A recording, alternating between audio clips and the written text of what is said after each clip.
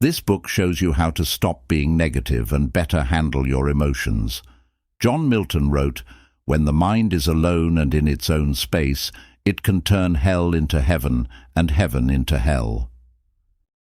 During our lives, we all feel a lot of different emotions. I had to say that I went through ups and downs while writing this book. Initially, the thought of giving people a guide to help them understand their emotions made me very happy and excited. As people learned to handle their emotions, I imagined how their lives would change. The drive was strong, and I couldn't help but think about how great the book would be. When it was time to write the book, the joy quickly faded after the original thrill. I had great ideas in my head, but they didn't seem interesting anymore. My work was dull, and I didn't think I had anything important or useful to say. Every day it got harder for me to sit at my desk and write. I began to lose faith in myself. I shouldn't have written a book about emotions if I couldn't even control my own. What a twist. I thought about giving up. There are already a lot of books about this subject, so why add another? At the same time, I saw that this book was a great way for me to deal with my own feelings. Who doesn't feel bad emotions every once in a while? Don't we all have highs and lows?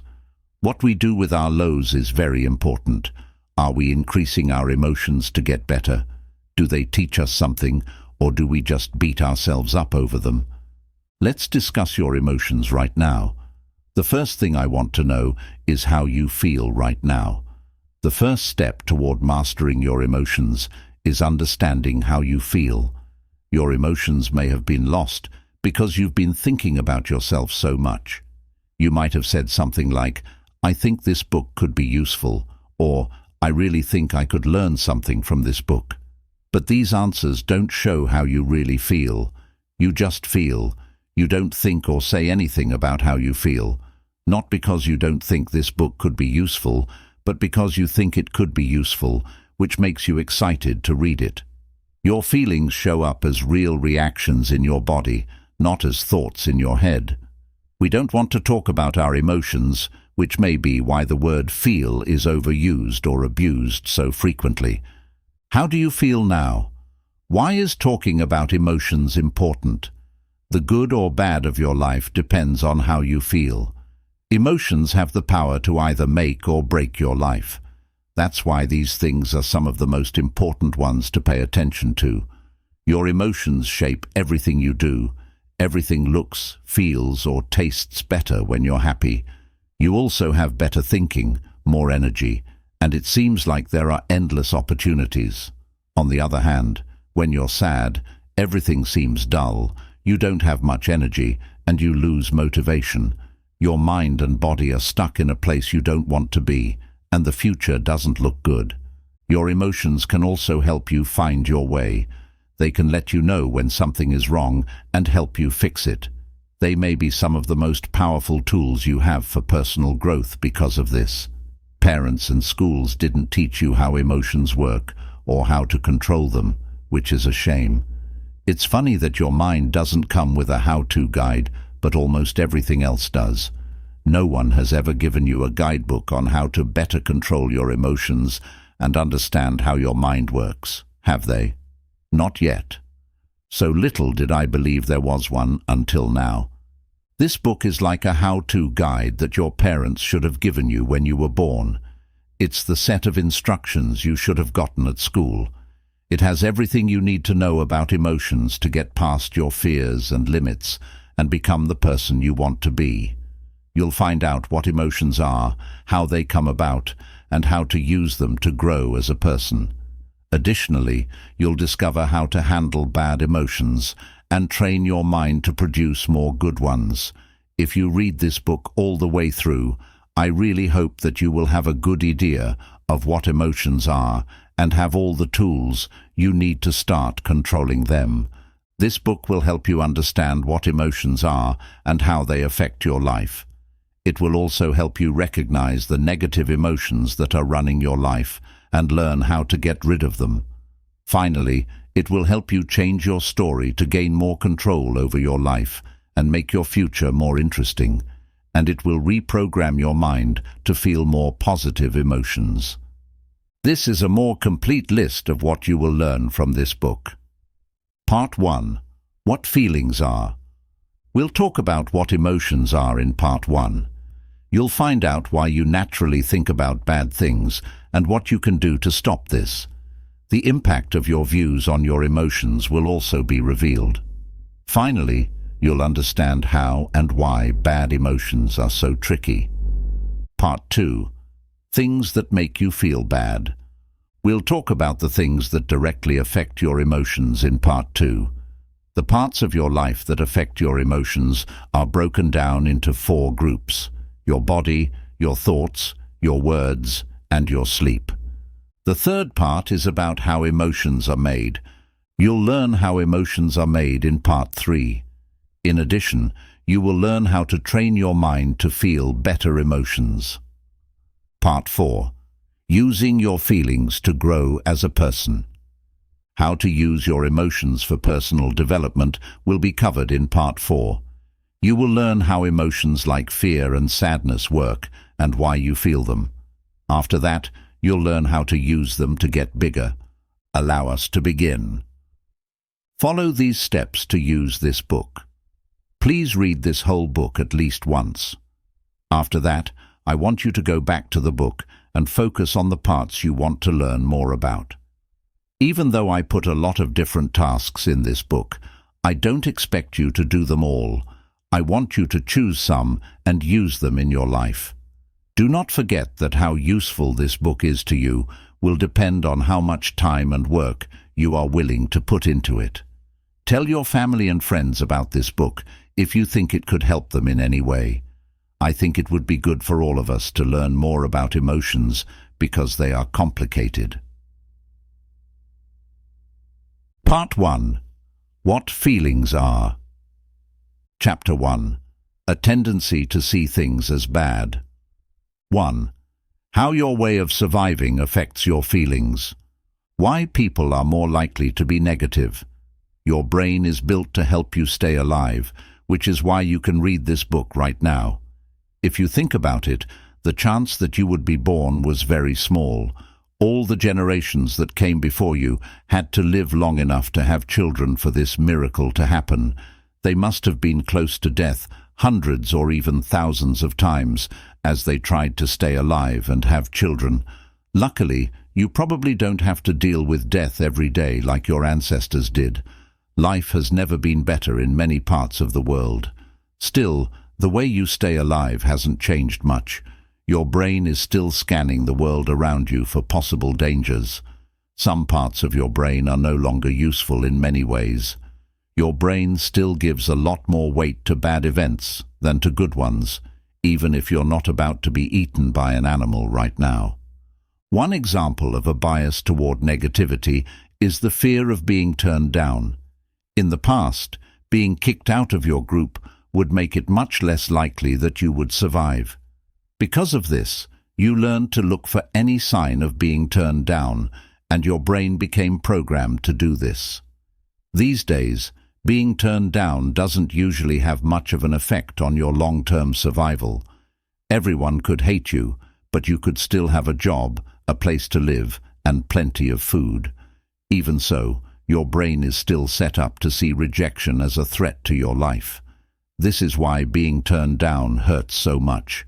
The mental pain is there, even though you know that most rejections aren't that big of a deal. You might even make up a whole story about what your mind says if you pay attention to it. You might think you're not good enough to be loved and think about being turned down for days or weeks. It could even make you sad after being turned down. One complaint can often be more important than hundreds of good ones. Because of this, an author who has 55 five-star reviews is likely to feel terrible when they get one one-star review. The author knows that the one-star review doesn't mean she'll die, but her writing brain doesn't. The poor review is probably seen as an attack on her ego, which makes her feel bad. Fear of being turned down can also make you make things more important than they are. If your boss criticized you at work, your brain might see it as a threat. Now you might be thinking, What if I get fired? What if I can't find a job quickly enough? What about my kids? What if I can't see them again? You are lucky to have such a good way to stay alive, but it is your job to tell the difference between real and imagined threats. If you don't, you'll be in pain and fear for no reason, which will lower the quality of your life. You need to change the way you think in order to get rid of this tendency toward negativity. One of the most amazing things about being human is that we can change our world with our thinking and see things in a more positive light. You can learn how to do this from this book. Action step. Do the practice in section 1 of the notebook that goes with this one. Bias towards negativity. You feel this way when you work out, bet, have sex, or eat delicious food. One of dopamine's jobs is to make sure you look for food so you don't go hungry, and for a mate so you can have babies. Without dopamine, our species probably would not be around anymore. Yes and no. In today's world, this reward system is often unnecessary. Dopamine used to be linked to our survival instinct, but now it can be made to release itself artificially. Social media is a great example of this because it uses psychology to take as much time as possible from your life. Have you noticed all the notifications that pop up all the time? They're used to make dopamine release so that you'll spend more time on them. Dopamine is released when you watch pornography or gamble, which can make these activities very addicting. Luckily, we don't have to do something every time our brain releases dopamine. For example, we don't have to check our Facebook news feeds all the time just because it makes us feel good. Today's society sells a version of happiness that can make us unhappy. We're addicted to dopamine, mostly because of marketers who have found ways to make us feel good. Is that really happiness, though? Even worse, dopamine can lead to real addictions that are very bad for our health. For example, people at Tulane University chose to self-stimulate their pleasure center an average of 40 times per minute instead of eating, even when they were hungry. Korean Lee Sun-seep is a very extreme example of this syndrome. In 2005, Mr. Sun-seep began using drugs to treat his addiction. To better control your emotions, you need to understand what dopamine does and how it affects your happiness. Are you hooked on your phone, your TV, or video games? Most of us are addicted to something. For some, it's obvious, but for others, it's more subtle. For example, you might be hooked on thinking. To better control your emotions, you need to shed light on your addictions, as T. Myth. Do you think that one day you will finally reach your goal and be happy? This is not likely to happen. You may, and I hope you will, reach your goal, but you won't live happily ever after. This is just another trick your mind plays on you. Your mind quickly adjusts to new situations. This is probably because it's in our nature to adapt in order to survive and reproduce. This is also probably why the new car, or what hedonic adaptation is. I want to tell you about an interesting study that might change the way you think about happiness.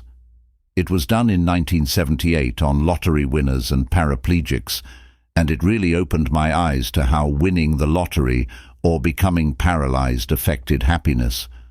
The study found that 1 year after the event, both groups were just as happy or unhappy as they were before. If you think you'll be happy once you've made it, think again. The happiness study above shows that this is not true. No matter what happens, you'll go back to your set level of happiness once you've adjusted to it. Sounds funny. In the long run, external events don't have much of an effect on your level of happiness. In fact, Sonia Lyubomirsky, author of The How of Happiness, says that genetics determine 50% of our happiness, internal factors determine 40%, and external factors determine only 10%. These external factors include things like whether we're single or married, rich or poor, and S. You are what you think about life that determines your happiness, not what happens to you. You now know how your survival mechanism hurts your emotions and keeps you from having more joy and happiness in your life. In the next section, we'll talk about the ego. In the first section, you'll learn what emotions are. In the second, you'll learn about happiness. And in the third, you'll learn about the ego. You're not just affected by your survival strategy when it comes to your emotions. Your ego also has a big impact on how you feel. If you want to have more control over your emotions, you need to understand what your ego is and how it works. People often say, "He has a big ego," which means that person has a strong ego. Pride is a part of ego, but it's not the only part. You can be controlled by your ego even if you don't show any pride or seem humble. So, what is the ego? The ego is the identity you've built for yourself over the course of your life. How did you create this identity? Simply put, your thoughts created it. As a mind-created identity, it doesn't exist in the real world. Things that happen to you don't have meaning on their own. You give them meaning through how you interpret them. You also accept things about yourself because other people told you to. Attachment makes you believe things, and those beliefs make you feel certain emotions. For example, you might get angry when someone criticizes your religion or political beliefs. Keep in mind that we'll use the words ego, story, and identity interchangeably throughout this book. How well you understand how your ego works depends on how self-aware you are. People with the lowest level of consciousness are slaves to their egos because they don't even know they have them. On the other hand, people who are very self-aware can see through their egos because they know how beliefs work and how being too attached to a set of beliefs can cause them pain. Mind and self-awareness become one, and the ego goes away. Remember that the ego is neither good nor bad. It's just a sign that you aren't self-aware. As you become self-aware, the ego goes away because awareness and ego can't live together. Your ego wants to have an identity. Your ego is selfish and only cares about its own survival. In this way, it's a lot like your brain. It has its own way of staying alive and will do whatever it takes to stay alive. Like your brain, its main concern is not your happiness or peace of mind. Instead, it wants you to be active and full of energy. It wants you to do, have, and achieve great things so you can be satisfied. To stay alive, your ego needs an identity. It gets that identity by identifying with things, people, beliefs, and ideas. Let's take a look at some of the things your ego connects with to make its identity stronger. It goes without saying that the ego likes to identify with physical things, which is why it thrives in today's world. In fact, we could say that capitalism and the consumer society we live in today are the creations of collective egos, which is why it has been the dominant economic model for the last few decades. Marketers are very aware of people's need to identify with things.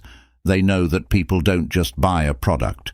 They buy the emotions or story that go with it. It's true that most people get a sense of self-worth from how they look. This is because your ego loves how you look, because it's easy to see and measure. When you strongly identify with your appearance, you tend to connect more easily with physical and emotional pain, but you can look at your body without identifying with it. Your ego also gets its sense of self from your relationships with other people. It only cares about what it can get from other people, or how it can use them to strengthen its identity. If you're honest with yourself, you'll see that most of the things you do are attempts to get other people to like you. You want your parents to be proud of you, your boss to respect you, and your wife to love you. Now let us look at how the ego works in these situations in more depth. Some parents feel very attached to and identified with their children because they think their children are their property. As a result, they try to control their children's lives and use them to live the life they wanted to live when they were younger. This is called living vicariously through your children, and you can see it all the time when you watch a junior soccer or baseball game. Couples. Meeting someone is also a play on the ego. Anthony DeMello says it so well. Loneliness is not cured by human company. Loneliness is cured by contact with reality, by understanding that we don't need people. Once you realize you don't need anyone, you can enjoy their company and stop trying to get something from them. Your ego also uses your beliefs to strengthen its identity. Some people are so devoted to their beliefs that they are willing to die to protect them, and even worse, they are ready to kill people who don't agree with them.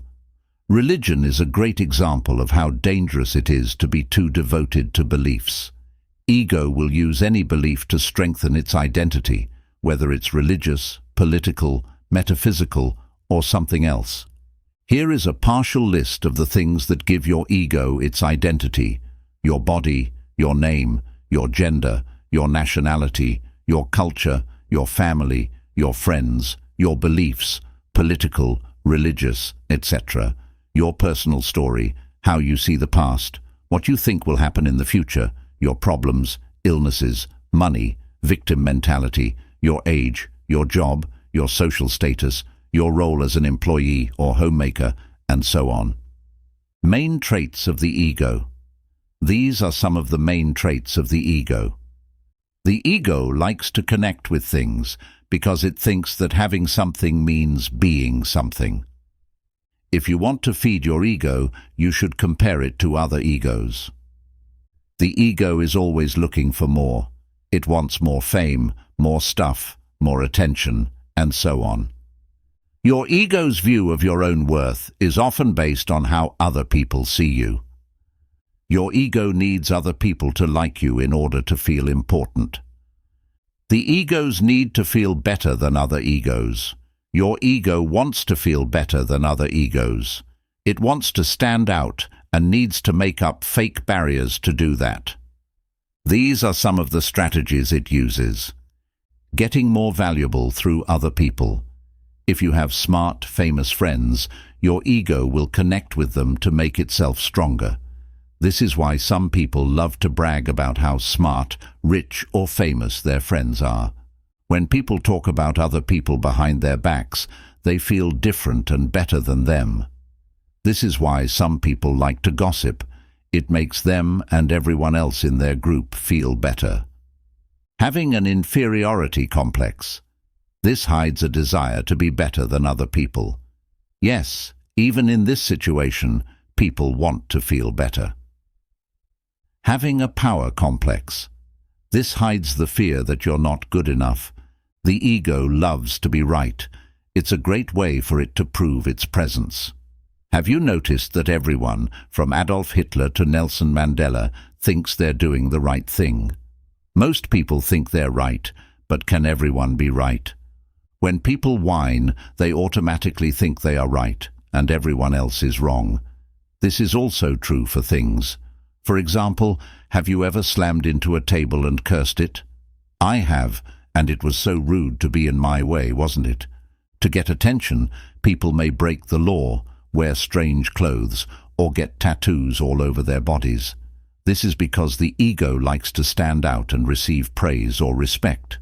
Your ego affects your emotions. Knowing how your ego works can help you better manage your emotions. To do this, you must first realize that your current story comes from strongly identifying with people, things, or ideas. This strong identification is the cause of many of the negative emotions you feel in your life. For example, you get angry when your personal story doesn't come true, or when someone questions one of your beliefs. It will be easier for you to feel good emotions if you change your story to one that gives you more power and let go of your overly strong attachments to things, people, or ideas. We'll talk more about how to do this later in this book. Step 2. Take a few minutes to answer the questions in the workbook. Section 1 is about emotions. Section 2 is about the ego. And Section 3 is about emotions. When it comes to emotions, things can get tricky. In this section, we'll talk about how emotions work in more detail. If you understand how emotions work, you'll be better able to handle them when they happen. The first thing you need to know is that emotions change over time. You can be happy one minute and sad the next. You do have some control over your emotions, but you also need to know that they are unpredictable. If you expect to be happy all the time, you'll be disappointed. To start controlling your emotions, you need to realize that they are temporary. You need to learn to let them go without identifying with them too strongly. For example, you should let yourself feel sad without telling yourself things like, "I shouldn't be sad," or "What's wrong with me?" Instead, you need to accept reality as it is. No matter how strong your mind is, you will still feel sad, loss, or depression at some point in your life, though hopefully not all at once or all the time. At times you'll feel disappointed, betrayed, insecure, resentful, or ashamed. You'll doubt yourself and doubt your ability to be the person you want to be. But that's okay, because emotions come, but more importantly, they go. Your negative emotions are not bad or useless. You may blame yourself for experiencing negative emotions, or perhaps see yourself as mentally weak. You may even believe something is wrong with you. However, despite what your inner voice may say, your emotions aren't bad. Emotions are simply emotions, nothing more. As such, being depressed doesn't make you less of a person than you were 3 weeks ago when you were happy. Feeling sad now doesn't mean you'll never be able to laugh again. Remember this: the way you interpret emotions, as well as the blame game you engage in, creates suffering, not the emotions themselves. In fact, negative emotions can actually be helpful. Sometimes you need to touch rock bottom before you can reach the top. Even the toughest people on earth become depressed. Elon Musk never imagined he would have a mental breakdown, but he did, and he bounced back. After losing his fiancée, Abraham Lincoln was depressed for months. This tragic event didn't prevent him from becoming President of the United States. Negative emotions often serve a purpose. They may serve as a wake-up call, help you learn something positive about yourself, or lead to personal growth. Of course, when you're under their spell, it may be difficult to look at the bright side of things. But in hindsight, you may realize that emotions, even sad ones, had their role to play in your ultimate success. Emotions aren't meant to make your life harder. They're there to tell you something. You wouldn't grow without them. Think of your negative emotions as pain in your body. You hate being in pain, but if you didn't have pain, you probably would be dead by now. Pain is a strong signal that something is wrong, pushing you to do something. That something could be seeing a doctor, which may lead to a better life. Emotions are temporary. No matter how sad, angry, or horrible you feel right now, it will pass. Think about some of the bad feelings you've had in the past. Remember the worst times in your life. During those times, you were probably so caught up in your emotions that you thought you'd never be able to get away from them or be happy again. But even those times will pass. The trickiness of emotions. Have you ever felt like you'll never be happy again? Have you ever been so attached to your emotions that you thought they'll never go away? Don't worry, it's a common feeling. Negative emotions act as a filter that taints the quality of your experiences. During a negative episode, every experience is perceived through this filter. While the world outside may remain the same, you will experience it in a completely different way based on how you feel. For instance, when you're depressed, you don't enjoy the food you eat, the movie you see, or the activities in which you engage. You only see the negative side of things, feeling trapped and powerless. On the other hand, when you're in a positive mood, everything in life appears better. Food tastes great, you're naturally friendlier, and you enjoy all the activities you partake in. You may now believe that, armed with the knowledge you have gained from this book, you can take control of your emotions and live a more fulfilling life. There is no way you can never be unhappy again. You will always feel sad, angry, frustrated, or depressed. But hopefully each time you'll remember that this too shall pass. But I have to admit that my emotions can fool me. I know I'm not my emotions, but I still give them too much credit and forget that they are only temporary visitors. More importantly, I forget that they are not me. Emotions come and go, but I stay after the storm. Most of the time, I feel stupid for taking my emotions so seriously. Interestingly, outside factors may not always be the direct cause of a sudden change in your mood. You can have the same problems, the same job, and the same amount of money in your bank account and still feel very differently. In fact, if you look at your past, this is likely what happened. Music. You feel mildly depressed for a few hours or days before bouncing back to normal. The bad power of emotions. An emotion is usually a thought pattern that has been amplified and energized.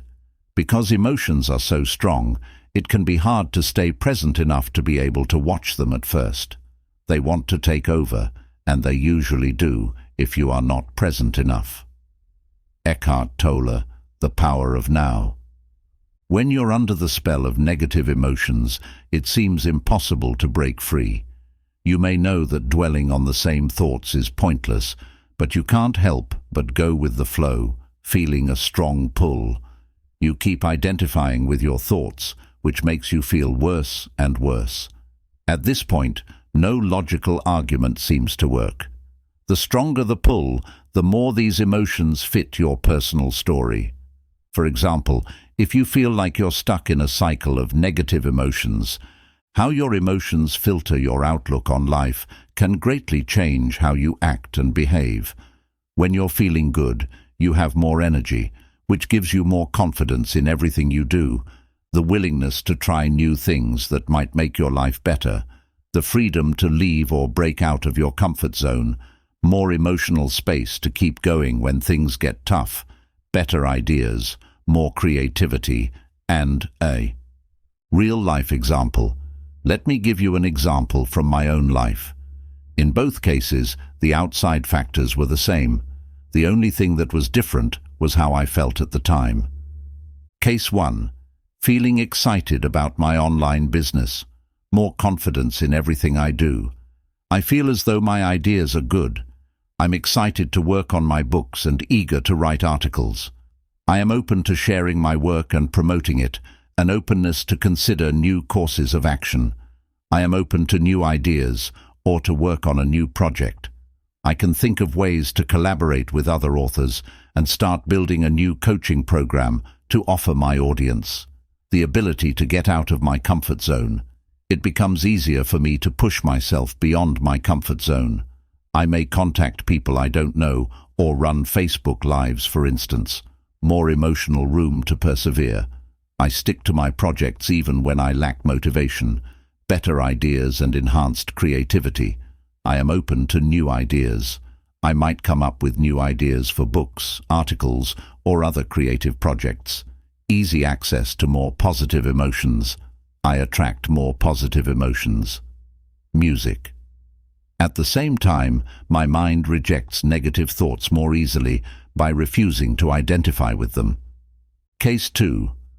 I'm feeling a little down because I haven't been getting anywhere and I don't have much faith in myself or the projects I'm working on. All of a sudden, everything I do seems pointless or not good enough, and I ask myself, what's the point? I'm not going to make it, or I'm stupid, cross my mind. Needless to say, promoting myself becomes a major challenge, a lack of motivation. I don't feel like doing anything. I'm attacked by and am unable to escape negative thoughts. I have the same negative thoughts again and again, which repeat like a broken record. They seem so real and taint all my experiences. A difficulty to take on new challenges. I have little energy left over to leave my comfort and undertake challenging projects. A reduced ability to persevere.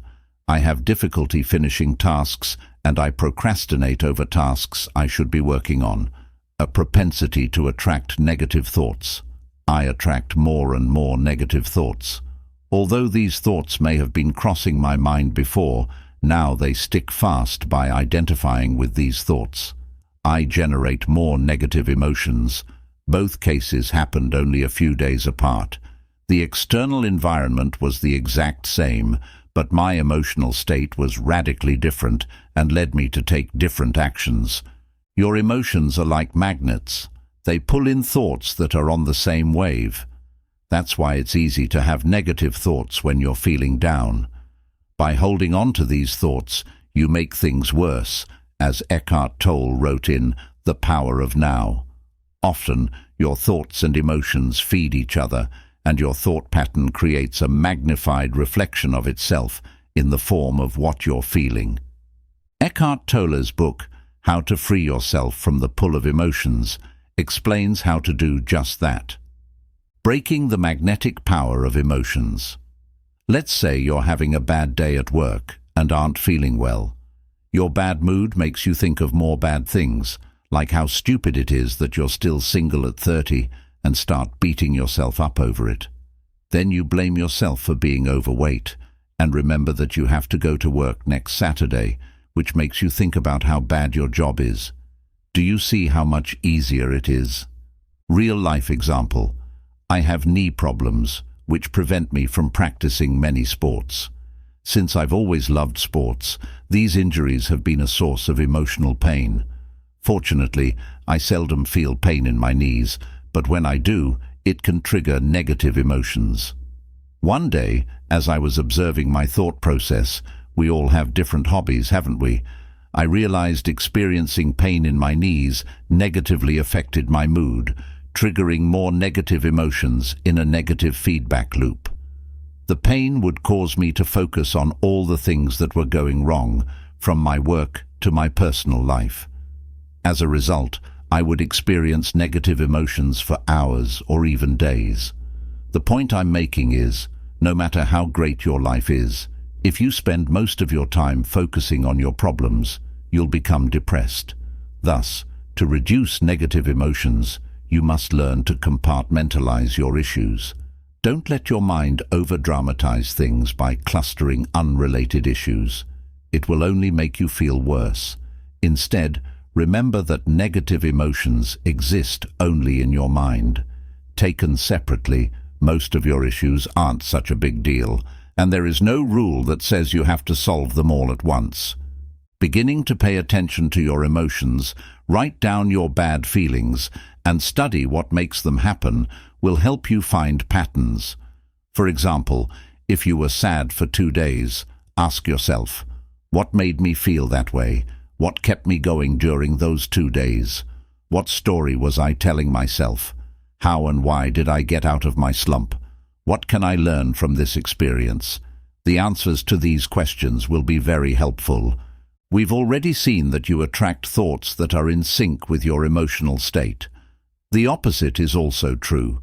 You can't attract thoughts that aren't in sync with how you feel at any given time. For example, if you try to think positive thoughts when you're sad, your mind won't be open to them. Your emotional set point. Have you ever been told to feel better when you were sad or angry? It probably didn't help because you weren't able to feel those emotions. In their book, Ask and It Is Given, Esther and Jerry Hicks describe a way to move from negative to positive emotions. It makes sense that when you're angry, you have more energy than when you're depressed, right? Recently, after being depressed for a while, I felt angry. For some reason, I got tired of the stories and excuses that were going through my mind, and I used my anger as fuel to do the things I had been putting off.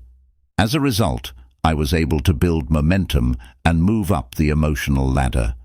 Whenever you feel tired, look for emotions that give you more energy.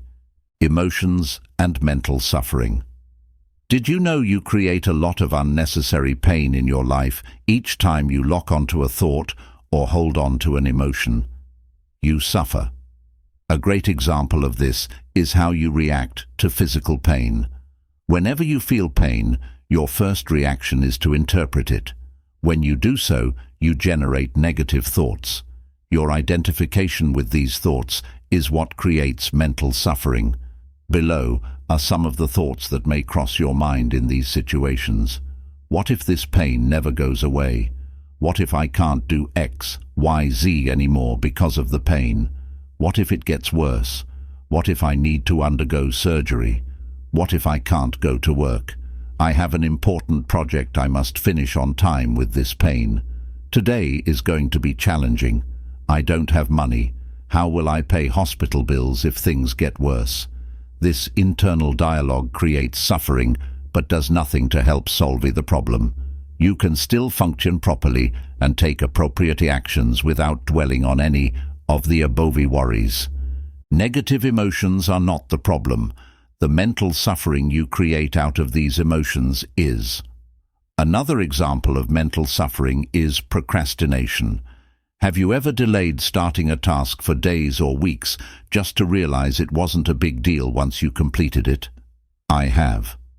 What was the most exhausting part? The task itself, or the time you spent worrying about it?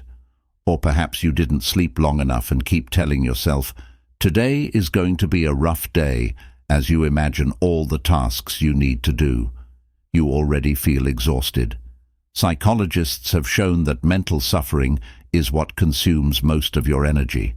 After all, sitting at a desk all day shouldn't be that tiring, yet many of us feel exhausted at the end of the day. In his classic book, How to Stop Worrying and Start Living, Dale Carnegie wrote the following: "One of America's most distinguished psychiatrists, Dr. Brill, goes even further. He declares, 100% of the fatigue of the sedentary worker in good health is due to psychological factors." Dale Carnegie. People cause themselves a lot of pain. As you read this book, you'll see how silly this is. You'll see people dwelling on a past they can't change. You'll see family and friends worrying about a future they can't see. You'll see people having the same thoughts over and over, going around in circles trying to solve a problem that only exists in their minds. For thousands of years, mystics have told us that. To stop this mental pain, we need to stop interpreting our emotions in a way that is negative and defeating.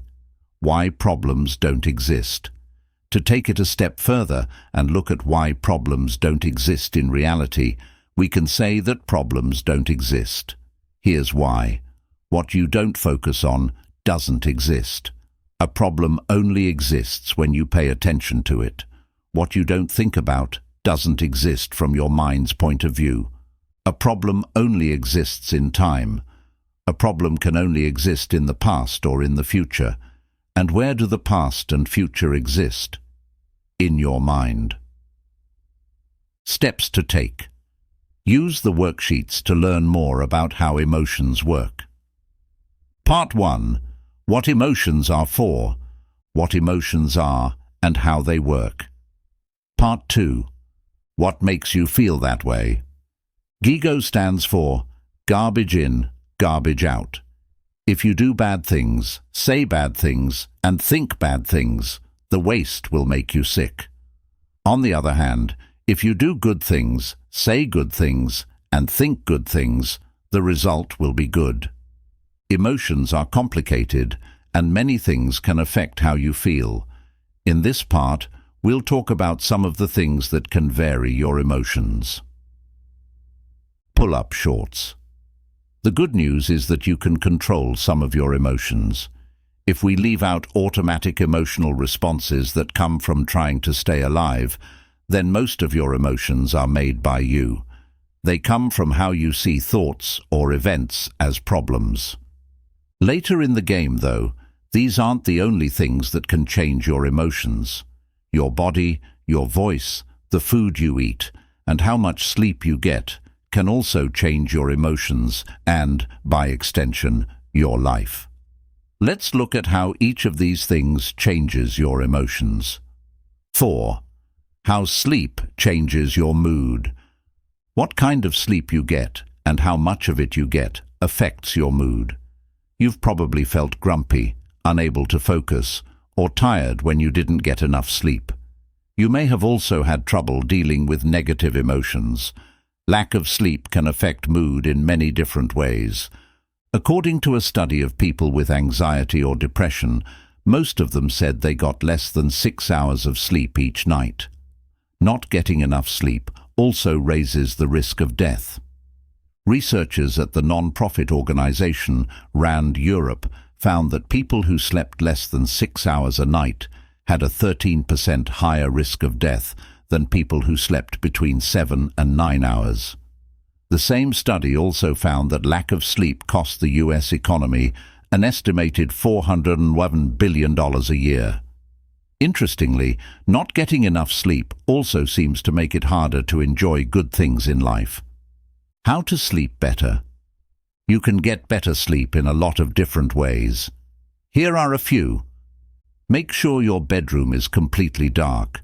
Studies have shown that when our bedrooms are darker, we sleep better.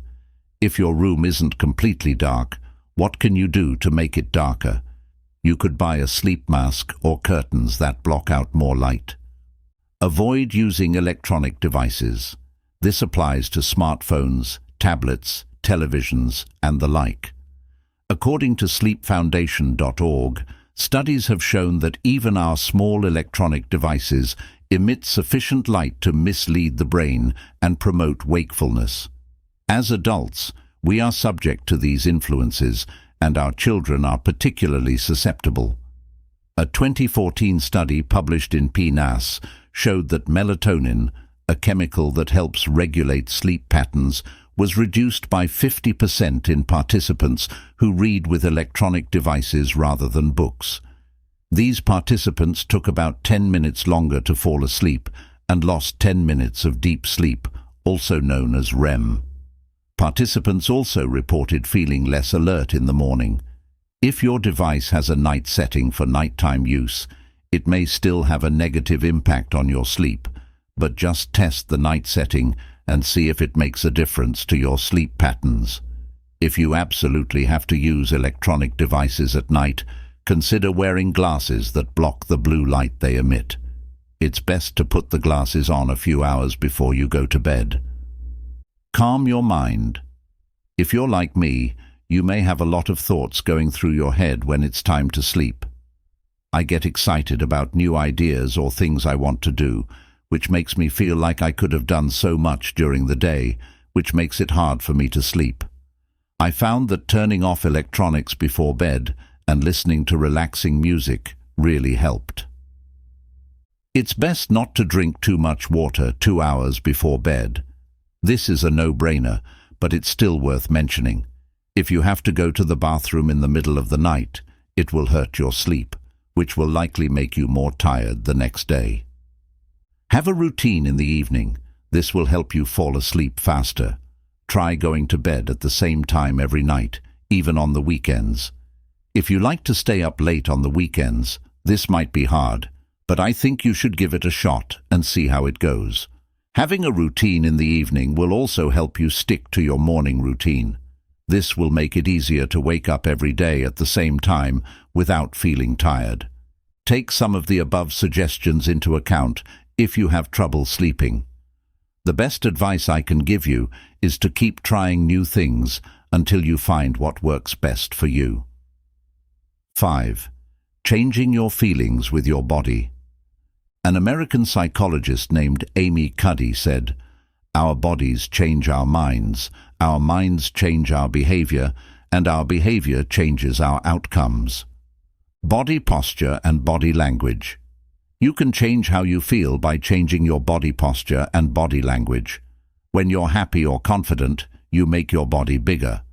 When men see a pretty woman, they subconsciously straighten their backs, enlarge their chests, and tighten their stomachs.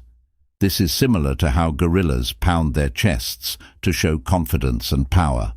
In one of her studies, Amy Cuddy, a social psychologist at Harvard Business School, found that people who assumed a high-power pose for just 2 minutes showed traits similar to those of confident and powerful people.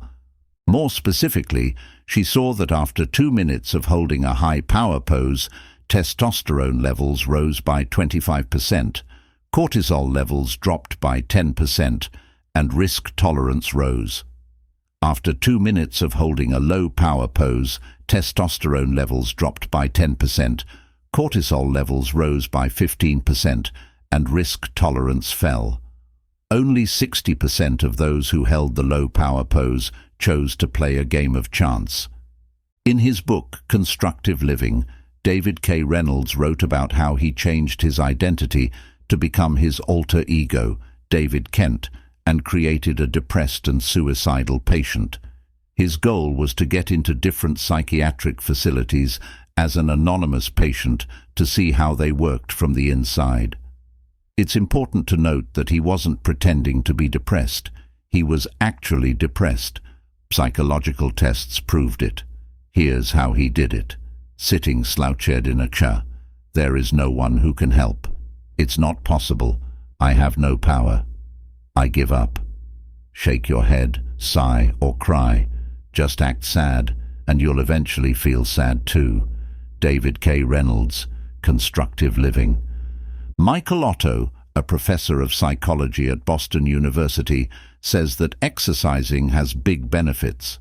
Not exercising when you're feeling bad is like not taking an aspirin when your head hurts. When it was time for David Kent to bring David K. Reynolds back to life, what do you think he needed to do? He needed to change his body position, which is easy to say, but hard to do when you're clinically depressed. Of course, he knew that better than anyone else. David Kent's story shows that regular exercising improves not only your physical well-being, but also your mood. Studies have shown that exercising can treat mild to moderate depression as effectively as antidepressants. In one study, James Blumenthal, a clinical psychologist at Duke University, assigned sedentary adults with major depressive disorders to one of 4 groups: supervised exercise, home-based exercise, antidepressant therapy, or a placebo pill. After 4 months, Blumenthal found that patients in the exercise and antidepressant group had the highest rates of remission. In his conclusions, he stated that exercise has more or less the same effect as antidepressants. When he followed up with the same patients a year later, Blumenthal discovered that people who were still exercising regularly had lower depression scores than people who only exercised sporadically. Exercise seems to not only help treat depression, but also to prevent relapse. So when it comes to mastering your emotions, make sure exercising is part of your toolbox. Fortunately, you don't have to run 10 miles a day to reap the benefits of exercise. Simply walking for 30 minutes 5 days a week can work wonders, according to research published in PLOS Medicine. 2.5 hours of moderate exercise a week could add 3.25 years to your lifespan. Another study of 5,000 people in Denmark showed that individuals who exercised regularly lived 5 to 7 years longer than their sedentary counterparts. As for the benefits of exercising on your mood, they are both immediate and long-term. Professor of Psychology Michael Otto says you usually derive a mood enhancement effect within 5 minutes of partaking in moderate exercise, and as we've just seen, exercising regularly improves your long-term mental health and can be as effective as antidepressants. What about you? What are you going to do to make your physical and mental health better? Ralph Waldo Emerson, an essayist and poet, once said, "You become what you think about all day long." The advantages of meditation. In Buddhism, the mind is often called the monkey mind because Buddhists think that human thoughts are like a monkey swinging through trees non-stop. Meditation helps tame the monkey and cure restlessness. The benefits of visualization. Did you know that your subconscious mind can't tell the difference between real and fake experiences? This means that you can trick your mind by simulating experiences you want to have. The more details you include in your visualization, the more your brain will believe the experience is real. You can train your mind to feel more positive emotions by using visualization to create gratitude, excitement, or joy. It's possible for your words to have a bigger effect on your emotions than you think. This is because your emotions, thoughts, and words are all connected and affect each other. For example, when you don't feel confident, you use words like, "I'll try," "I hope," and "I wish." On the other hand, using certain words can make you feel less confident. This also means that you can boost your confidence by using words like "I." Do not use words like would, could, should, might, try, hope, wish, maybe, perhaps, if everything is okay, if everything goes well.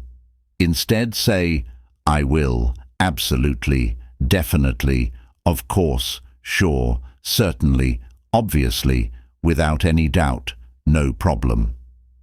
The power of positive affirmations.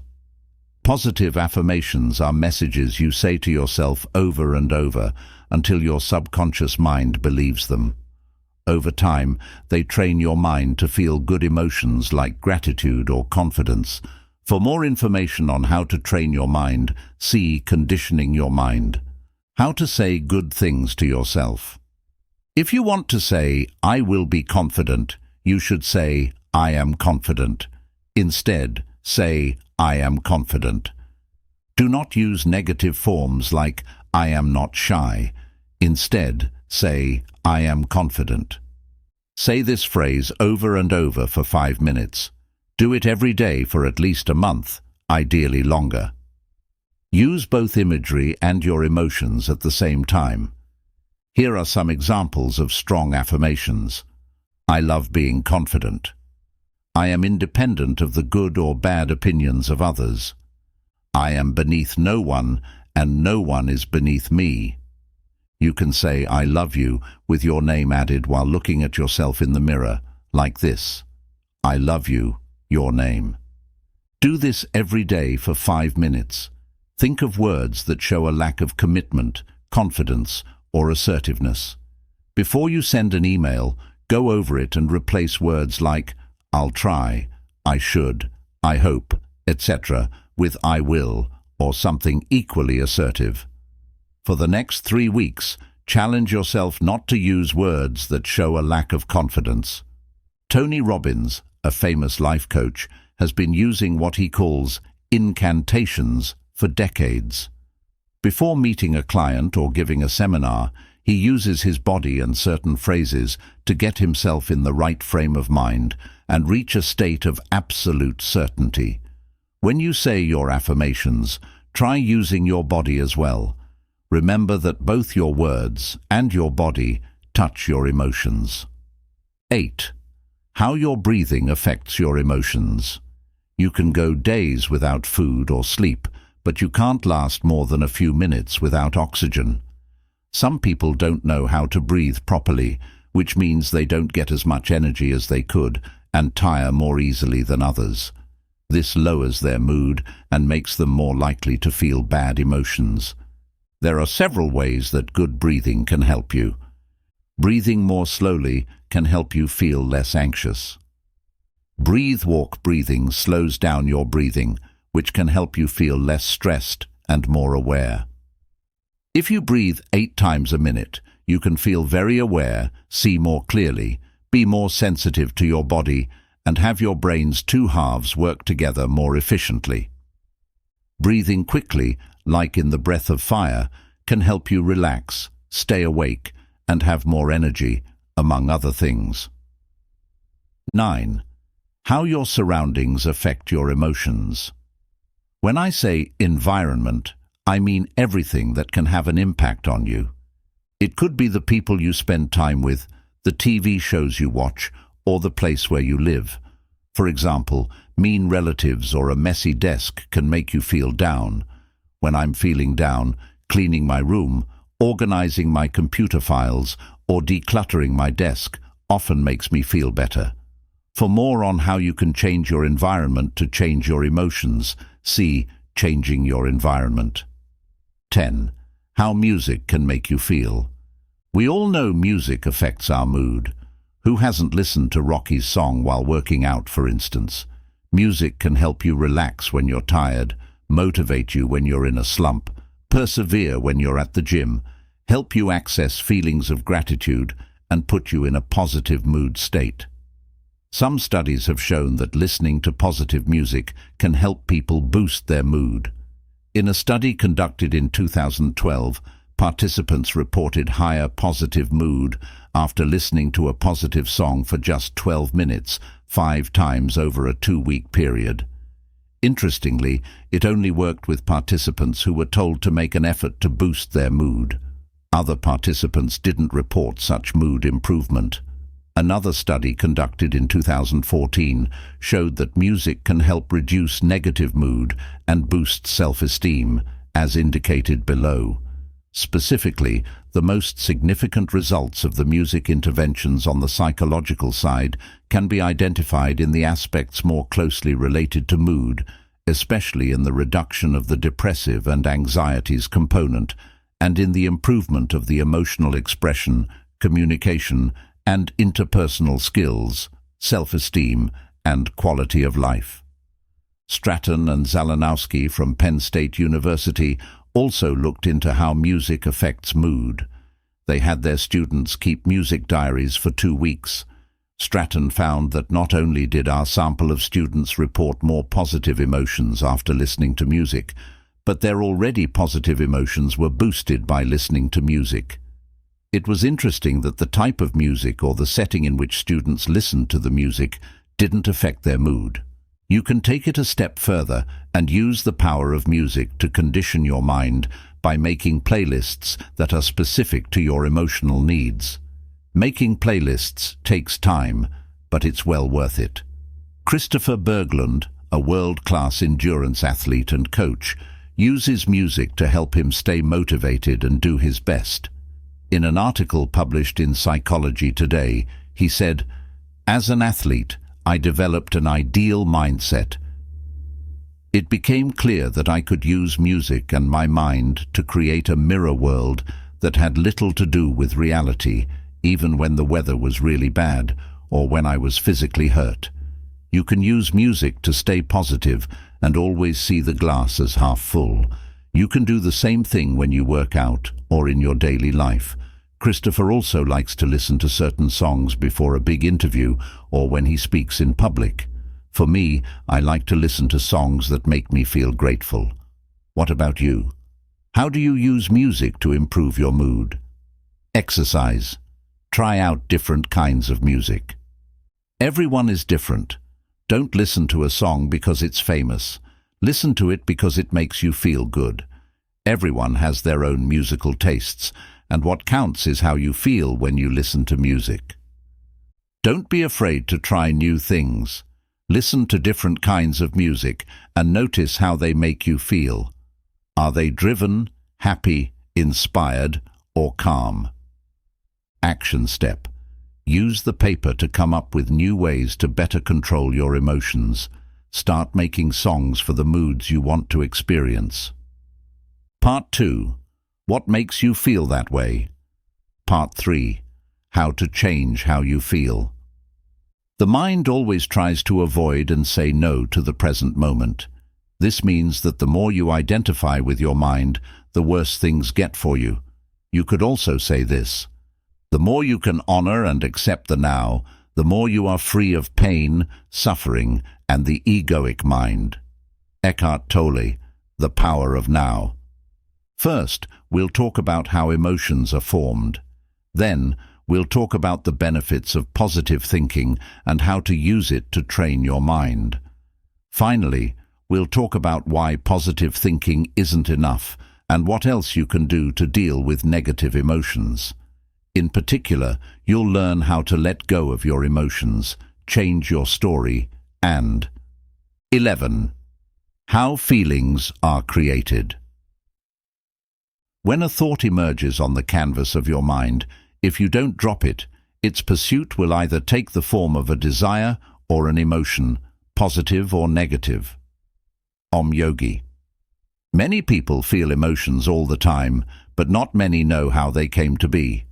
We rarely stop to think about why we feel certain emotions and how they came to be. First, let's separate 2 types of bad emotions. 1. The first type is the bad emotions you feel without thinking about it. These are the emotions that keep you alive, like fear when our ancestors saw a saber-toothed tiger. 2. The second kind of bad emotions are the ones you make up by connecting with your thoughts. These emotions aren't always caused by outside events, but they sometimes are, and they tend to last longer than the first kind. How they work? A thought comes to mind. That thought hits home for you. This identity makes you feel something. The feel-good emotion that goes along with that thought gets stronger until it becomes a core emotion. Here are a few examples. You have problems with money, and every time you think about it, you connect with those thoughts. This makes your worry about money worse. You got into a fight with your friend and broke up with him. You keep picturing the fight, so months have gone by and you still haven't called to make up with your friend. You feel bad about making a mistake at work and dwell on that thought over and over, which makes you feel even worse about not being good enough. Focusing on negative thoughts over and over again makes them stronger. For example, the more you think about your money problems, the easier it will be to have related thoughts in the future. Similarly, the more you think about your fight with your friend, the stronger your anger will get. Similarly, thinking about the mistake you made at work over and over again makes you feel bad about yourself and makes the situation worse. If you give your thoughts space, they will grow and become the main focus of your attention. This simple act of identification lets thoughts that don't seem harmful take over your mind. Identifying with your thoughts and, more importantly, how you choose to understand them causes you pain in your life. Now, let's look at how your emotions are formed in more depth. This will help you deal with bad emotions better while letting good ones grow. Interpretation, identification, and repetition all add up to a strong emotion. 1. Interpretation. This is when you use your own experience to make sense of a thought or event. 2. Identification. When you connect with a thought as it comes up, you are experiencing it. 3. Repetition. Thinking the same things over and over is called repetition. A strong feeling is one that you've had so many times that it's become a part of who you are. You feel it whenever you think about or experience something that makes you feel that way. Emotions can grow when perception, association, and repetition all work together. On the other hand, when you take away any one of these factors, the emotions start to lose their power over you. For a feeling to get stronger and last longer, you must first understand an event or thought, then connect with that thought as it comes up, and finally keep thinking the same thoughts and connecting with them. Let's talk about each part of the method in more detail now. Interpretation. You have to add your interpretation to an event in order for negative emotions to arise. The event itself cannot cause negative emotions without your permission. So why do you keep feeling negative emotions? I think it's because reality doesn't live up to your expectations. You want something to happen, like a picnic, but it rains. Or you want a promotion at work, but you don't get it. Identification. Feelings need to be identified in order to last for a long time. Feelings won't last unless you pay attention to them. Identification. An emotion can only last for a short time before it goes away. Emotions won't last unless you pay attention to them. You keep identifying with negative thoughts, which makes them stronger and turns them into core emotions. The more you think about your money problems, the easier it will be for related thoughts to come up in the future. Let's look at the second part of the method, which is repetition. Repetition. If you want to feel strong emotions, you have to think the same thoughts over and over again.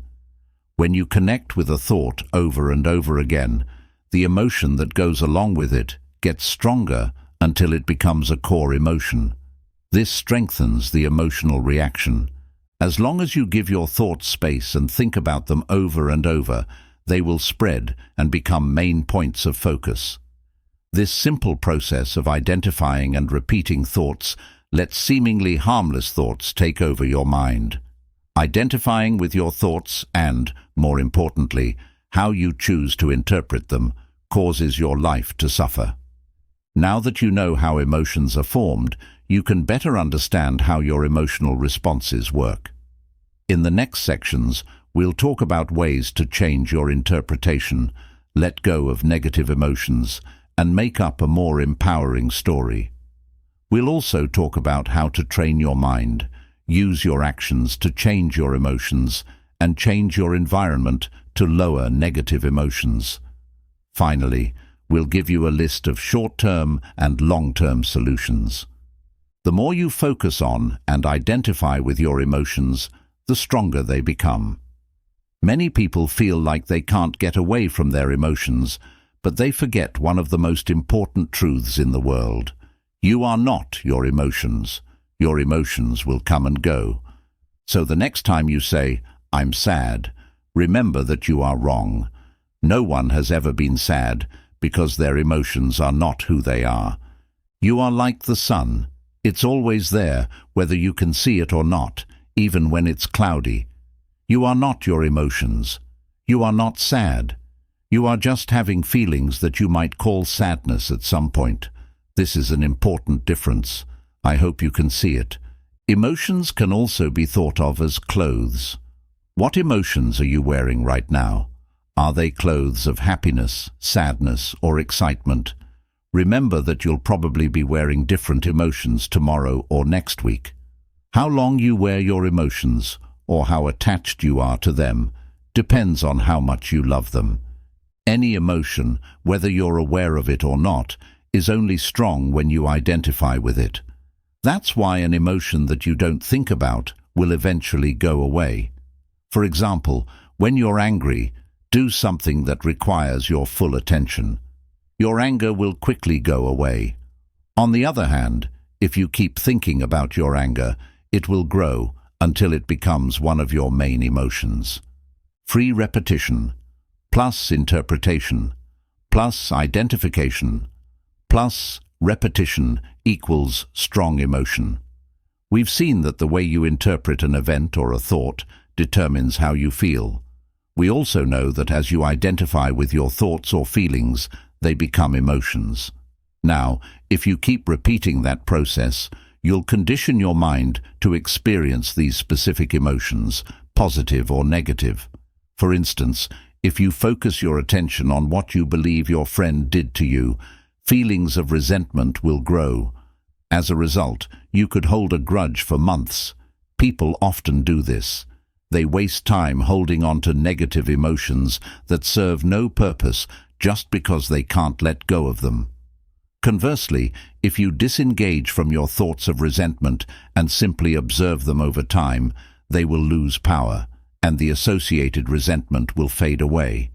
In fact, if you had let go of the thought of resentment immediately after it arose, your feelings of resentment would have dissipated almost instantly. The third part of the workbook shows how to let go of your emotions. Letting go of your emotions. Action. Step: resist negative emotions from the past. How to change. How you feel. Step 1. How feelings are made. Think back to the last time you were sad, angry, frustrated, scared, or depressed. Now, write down what happened with each of these. Interpretation. What took place and what thoughts came up? How did you react to these thoughts? This is part of identification. Repetition. Did you continually connect with these thoughts? Step 2. Changing how you see things. For you, seeing a slaughterhouse might make you feel bad, but for the business owner and the machine user, it might make them feel good. It all depends on how you've been trained. What Om Swami says in A Million Ideas is that an act or a thought cannot change your mental state on its own. Your emotions come from how you choose to understand an event or thought. This is why two people can handle the same event in different ways. The first person will see a problem and blame outside forces, while the second person will see a chance to seize. One will get stuck, and the other will get bigger. How you see things is closely connected to what you think about life in general. Because of this, it is important that we first look into the ideas that led to these views. Exploring your assumptions. You made some assumptions about how things should be in order to get into a certain mental state. These beliefs form your subjective world because you're sure they are true. You don't ask them anything. Below are some examples of beliefs you may have. Problems should be avoided. This is a problem. I should be in good health. I'm going to live until I'm 70 years old. I need to get married. It's okay to complain. There is nothing wrong with focusing on the past. I need to worry about the future. And now, let's look at each one of these assumptions. Problems should be avoided. Many people want to get rid of their problems, but what if you can't? And what if you don't need to? For sure, some people have better problems than others, but everybody has problems. What if the idea that you shouldn't have any problems is wrong? What if you need to learn how to dance in the rain and make the most of your problems? What if problems are just hurdles to be solved and part of life? This is a problem. What if this thing you describe as a problem is actually not a problem? What if it doesn't mean as much as you think? What if it's a chance in secret, and how could you make it so? I should be healthy. We tend to take our health for granted, but we cannot promise we won't get sick tomorrow. What if your health is a blessing and not necessarily the usual position? Wouldn't that make you think of your health in a different way? I'll live at least until I'm 70. You probably think you'll live a long life, but what if that's not the case? Isn't having a long life a blessing rather than something you should take for granted? Unfortunately, some people die young, but that's the way of life. People say he died too young, but is that correct? Isn't it more true to say that he just died, neither too young nor too old? I must get married. Maybe, maybe not. That's just your opinion, usually things society or your parents expect you to do. But it doesn't mean it has to be that way. These are often traditional rules or conditioned habits. Whining is normal. Most whining is a play of the ego and is not productive. It doesn't help you and doesn't change anything. The only thing it does is boost your ego and hurt people. Try to spend a full week without complaining and see what happens. There is nothing wrong with focusing on the past. You probably spend too much time dwelling on the past. Everybody does. But do you realize the past exists only in your mind? And do you realize you can't change it, no matter what you do? Learning from your past is important. Focusing on it isn't. I need to worry about the future. Worrying about the future is inevitable to a certain extent, but it doesn't help. Instead, you should do the best you can in the moment to avoid future problems. You don't need to have the perfect life to be happy. Happiness is a choice you need to make every day. You must practice it, since, as we've seen before, external things won't greatly affect your happiness. These are just some examples of beliefs you may hold. My aim here is to show you that your readings and the emotions produced from them are mainly the result of the beliefs you hold about the world. Thus, to experience more positive emotions, it is important you spend time updating your ideas and examining your readings. As we've already seen, you understand events based on your beliefs. Now, below are some questions to help you understand what I mean by interpretations.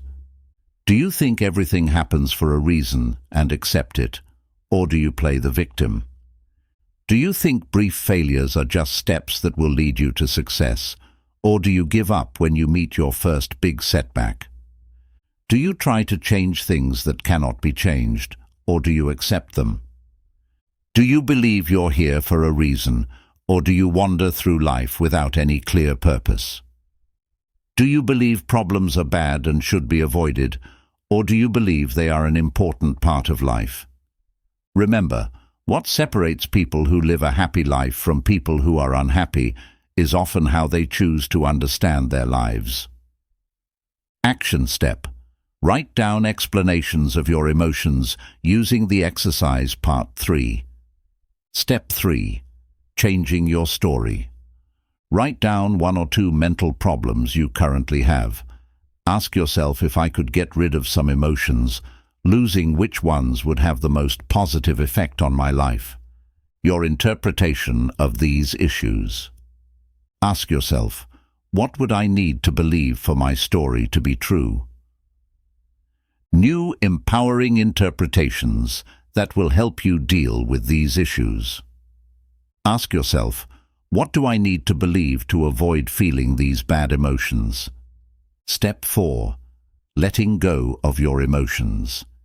Emotions are just emotions.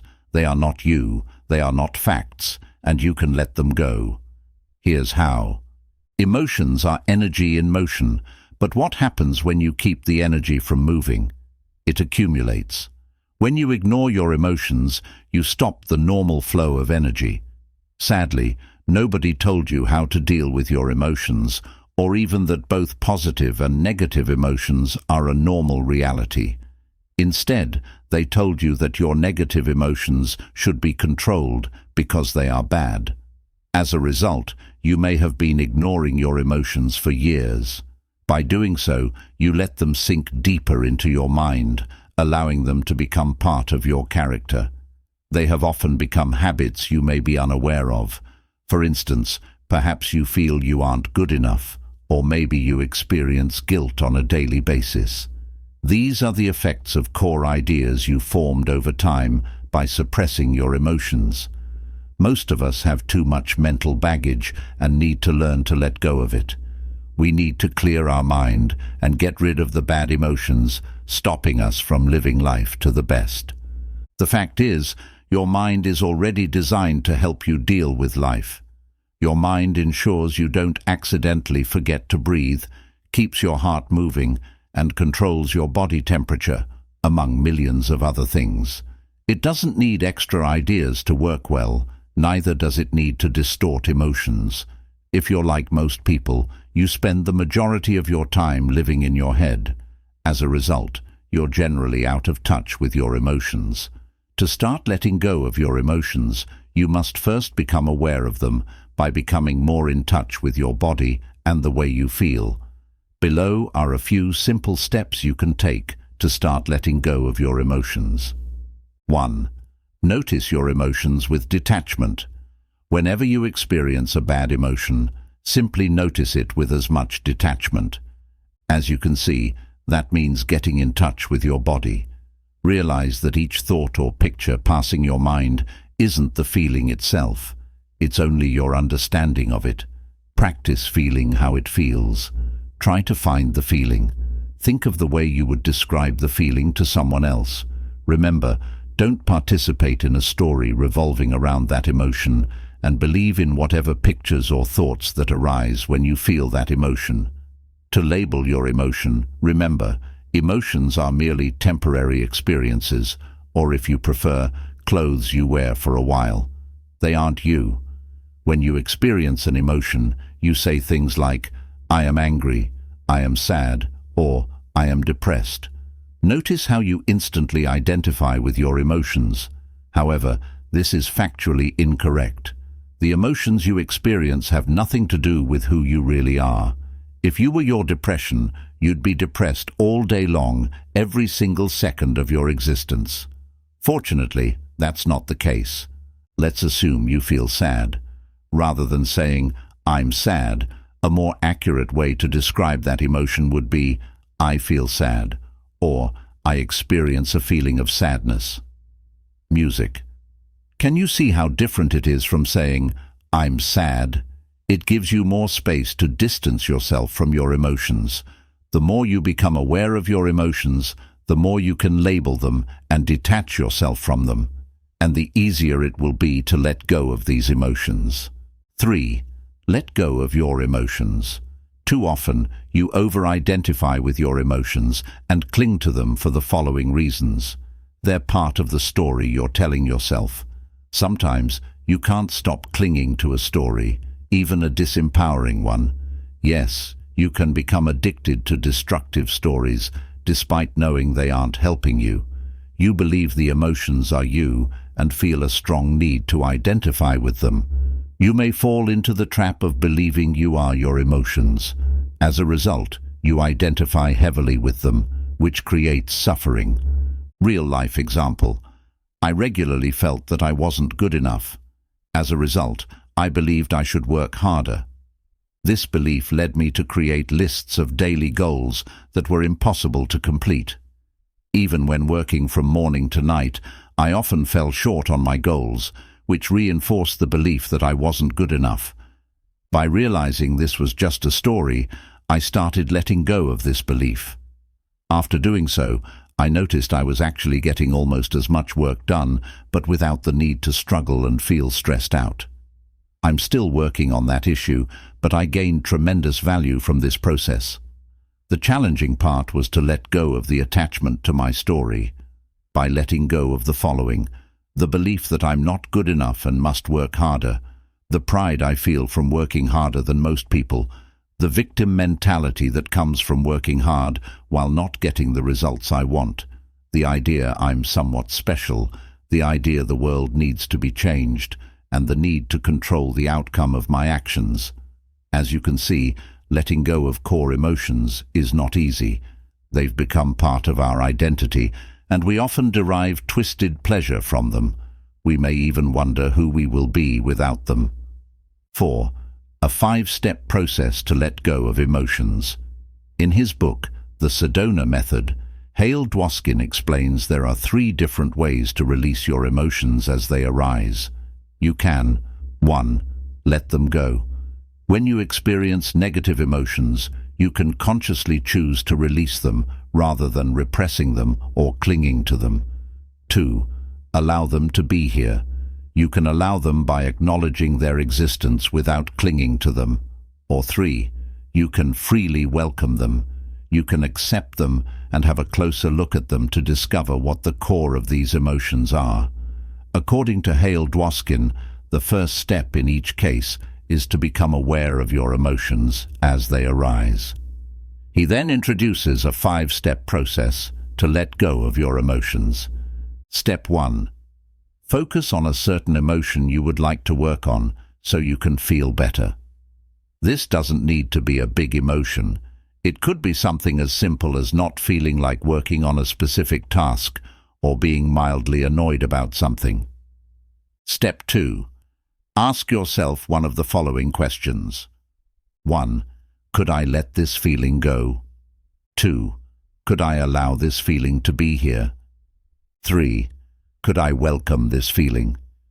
Depending on which way you want to go, release, allow, or welcome, answer the corresponding question. Step 3. Then ask yourself, would I? 1. Would I let this feeling go? 2. Would I allow this feeling to be here? 3. Would I welcome this feeling? Answer yes or no to each question while being honest with yourself. Do you feel like you can let go, allow, welcome the emotion? Even if no, we'll help you let go of it. Step 4. Ask yourself, when? Your answer will be, now. You let go of that emotion immediately. Step 5. Repeat this process as many times as necessary for that particular feeling to disappear. You may be tempted to brush off this technique as overly simplistic and ineffective. Don't do that. Try it for yourself. Remember that you are not your emotions.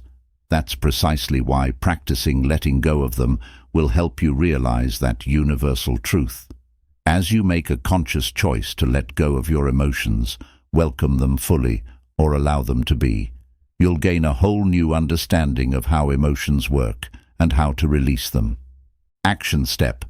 Use the exercises in the corresponding section of the workbook to start letting go of your emotions. Section 3. How emotions are formed. 3. Letting go of your emotions. Make a list of all the emotions you would like to let go of. Perhaps you feel as though you aren't good enough. Perhaps you struggle with procrastination and experience guilt and shame. Maybe you blame yourself for something you did in the past, or you worry about your future. Just write down whatever comes to your mind. Now, use the method mentioned above. Select one emotion, then ask yourself, could I let this feeling go? Would I? Yes. No. When? Now. Don't worry if you're not successful at first. You'll have plenty of opportunities to practice in the future. 14. Conditioning your mind to experience more positive emotions. Try to see that a thought about a person or event is merely a thought about that person or event. It is the thought about them that makes you feel the way you do. To change the way you feel, change the way you think. Vernon Howard, The Power of Your Supermind. We've discussed how emotions are formed, and we've introduced a process you can use to release your negative emotions. Now let's see how you can condition your mind to start experiencing and intensifying positive emotions in your life. You are what you think about most of the time. For thousands of years, mystics have told us we are the results of our thoughts. Buddha allegedly said, "What you think, you become." The essayist and poet Ralph Waldo Emerson said, "We become what we think about all day long," while Mahatma Gandhi said, "A man is but the product of his thoughts." In his classic book, As a Man Think, James Allen wrote, "Let a man radically alter his thoughts, and he will be astonished at the rapid transformation it will effect in the material conditions of his life." Men imagine that thought can be kept secret, but it cannot. It rapidly crystallizes into habit, and habit solidifies into circumstance. To take control of your emotions, it is essential you understand the role your thoughts play in generating emotions. In general, your thoughts activate certain emotions, and these emotions, in turn, generate more thoughts. Thoughts and emotions then feed each other. For instance, if you believe the thought, "I'm not good enough," it will generate negative emotions such as shame or guilt. Conversely, when you feel ashamed for not being good enough, you'll attract more thoughts in line with that belief. You will focus on the things you believe you aren't good at, or remember and dwell on past failures. This, in turn, will strengthen your erroneous belief.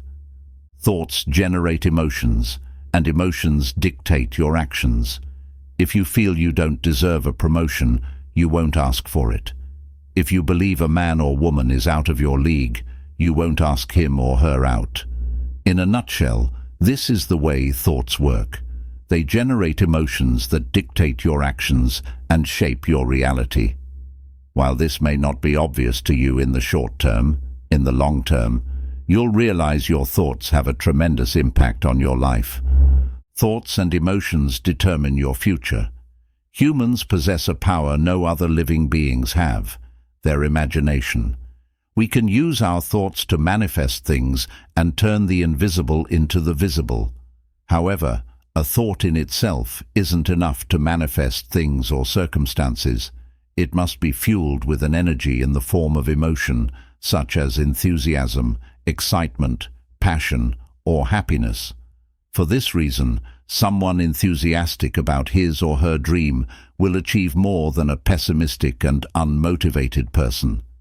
Successful people constantly focus on what they want with positive expectation, while unsuccessful people focus on what they don't want or what they lack. The latter are afraid of having a lack of money, talent, time, or any other resources they may need to achieve their goals. As a result, pessimists accomplish far less than they're capable of achieving. Thus, one of the most important skills you can learn is your ability to control your thoughts and emotions. This involves knowing what your emotions are, how they work, and what purpose they serve.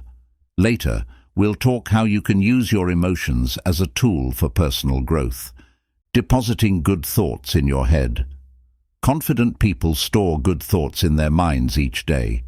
They enjoy their small wins and treat themselves with kindness and respect. Naturally, They expect good things to happen. On the other hand, people with low self-esteem fill their minds with disempowering thoughts. They discard their successes as no big deal and fail to recognize their abilities and the good purpose behind their actions. No wonder they feel worthless. For more information, read section, Not Being Good Enough. Both use their thoughts to distort reality, but who do you think is better off?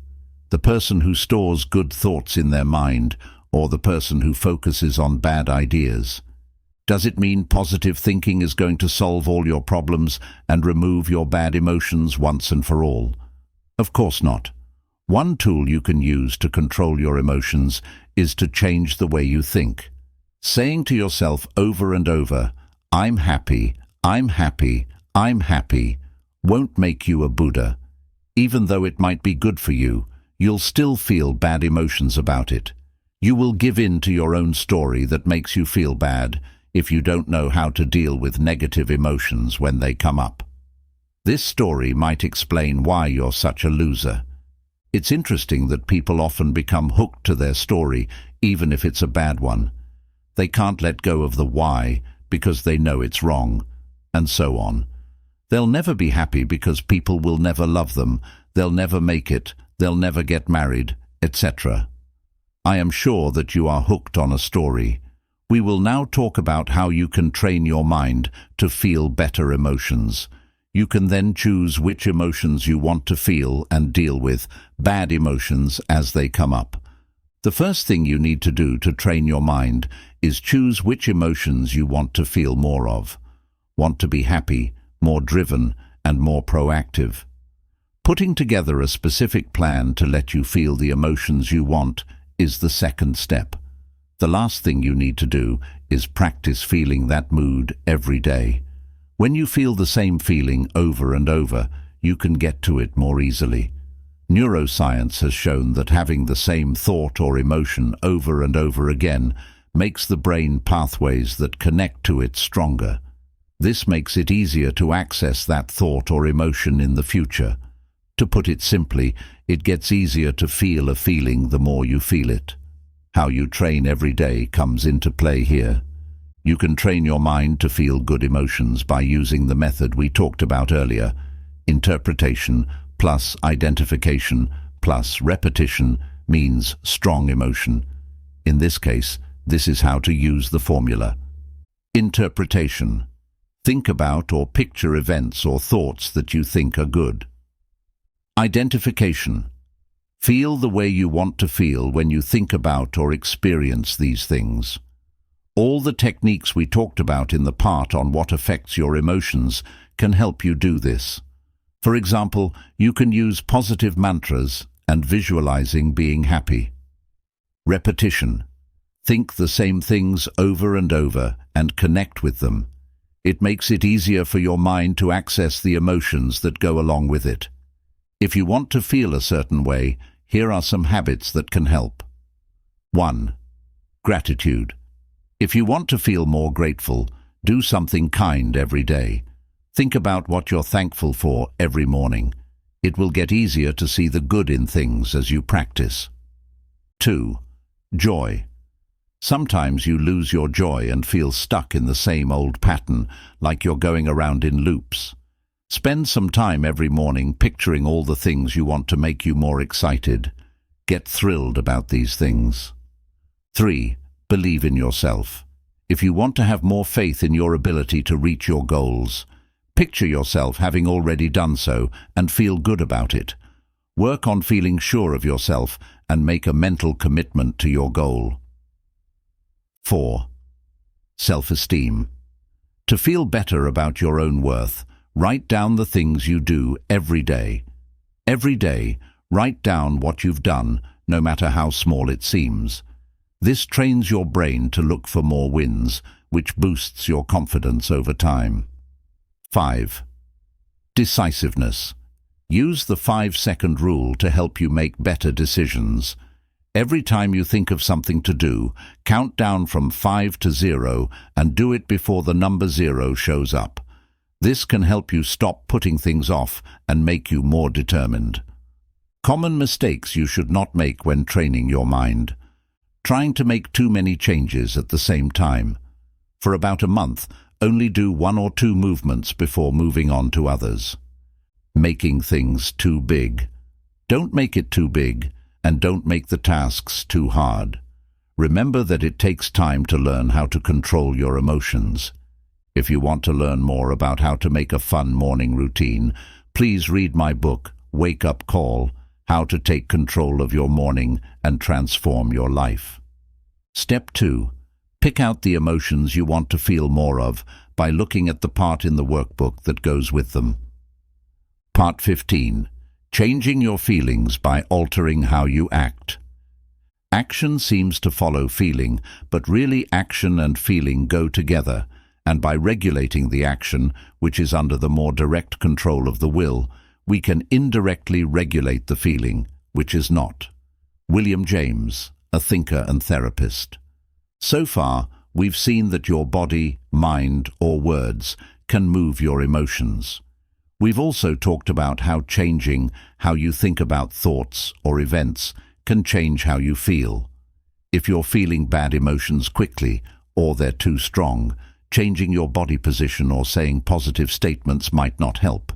Trying to change a bad feeling into a better one actually doesn't work very often. Getting happy won't always help you get over sadness, and feeling good won't always help you get over grief. You also can't expect deep sadness to go away by saying over and over, "I'm happy, I'm happy, I'm happy." You can change how you feel, though, by changing how you act. As you change how you act, your emotions will also change. It could happen right away, like when you do something to take your mind off of your light anger, or it could take weeks or even months while you deal with strong emotions like sadness or depression. When you're feeling bad, ask yourself, what makes me feel that way? What can I do about my current situation? This will help you start changing how you feel. After asking yourself these questions, write down specific things you could do to change how you feel. Do not forget that emotions naturally fade over time unless you keep thinking about the same thing over and over again.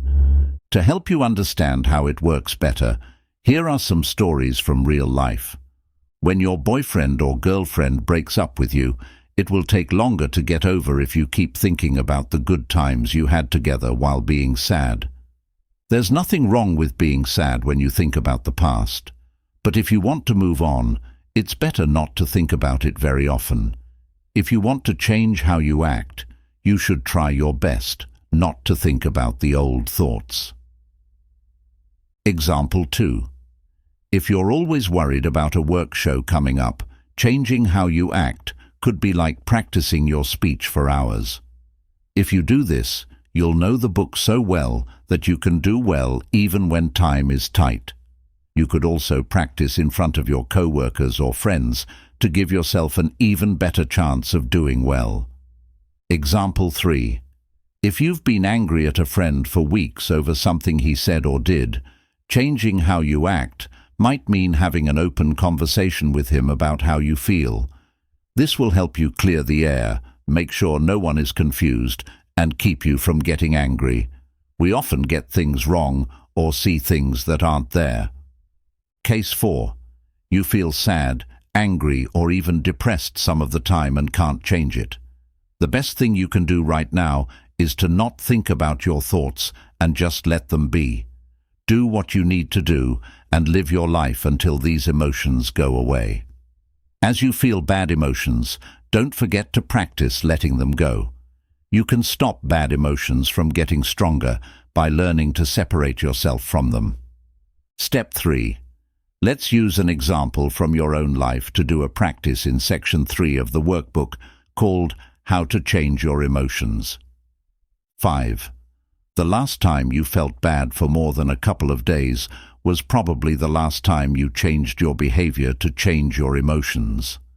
Next, think about what you did, if anything, to get over this bad feeling. Then consider, how could I have changed my actions to have a positive impact on my emotions? 6. You can't always control your emotions by changing your surroundings. Negative emotions can be brought on by certain things, like a breakup, the death of a loved one, or a serious illness. But you can change some things that happen. Do things that happen to you every day make you feel stressed? What if you could stop them? Negative emotions can sometimes be lessened by staying away from the things that make them happen in the first place. Maybe you're unhappy because you watch too much TV, or seeing how happy your Facebook friends look makes you feel like you've failed. Since you're already there, why not spend less time there? In real life, I was unhappy and felt like a failure because of Facebook. I thought everyone in my field was doing great, and my friends looked so happy. It was also a waste of time because I was looking through my timeline without thinking. I cut down on the time I spent on Facebook by a lot to deal with this mental drain. I've been feeling better since I made the choice. This example shows how making small changes can make your life better.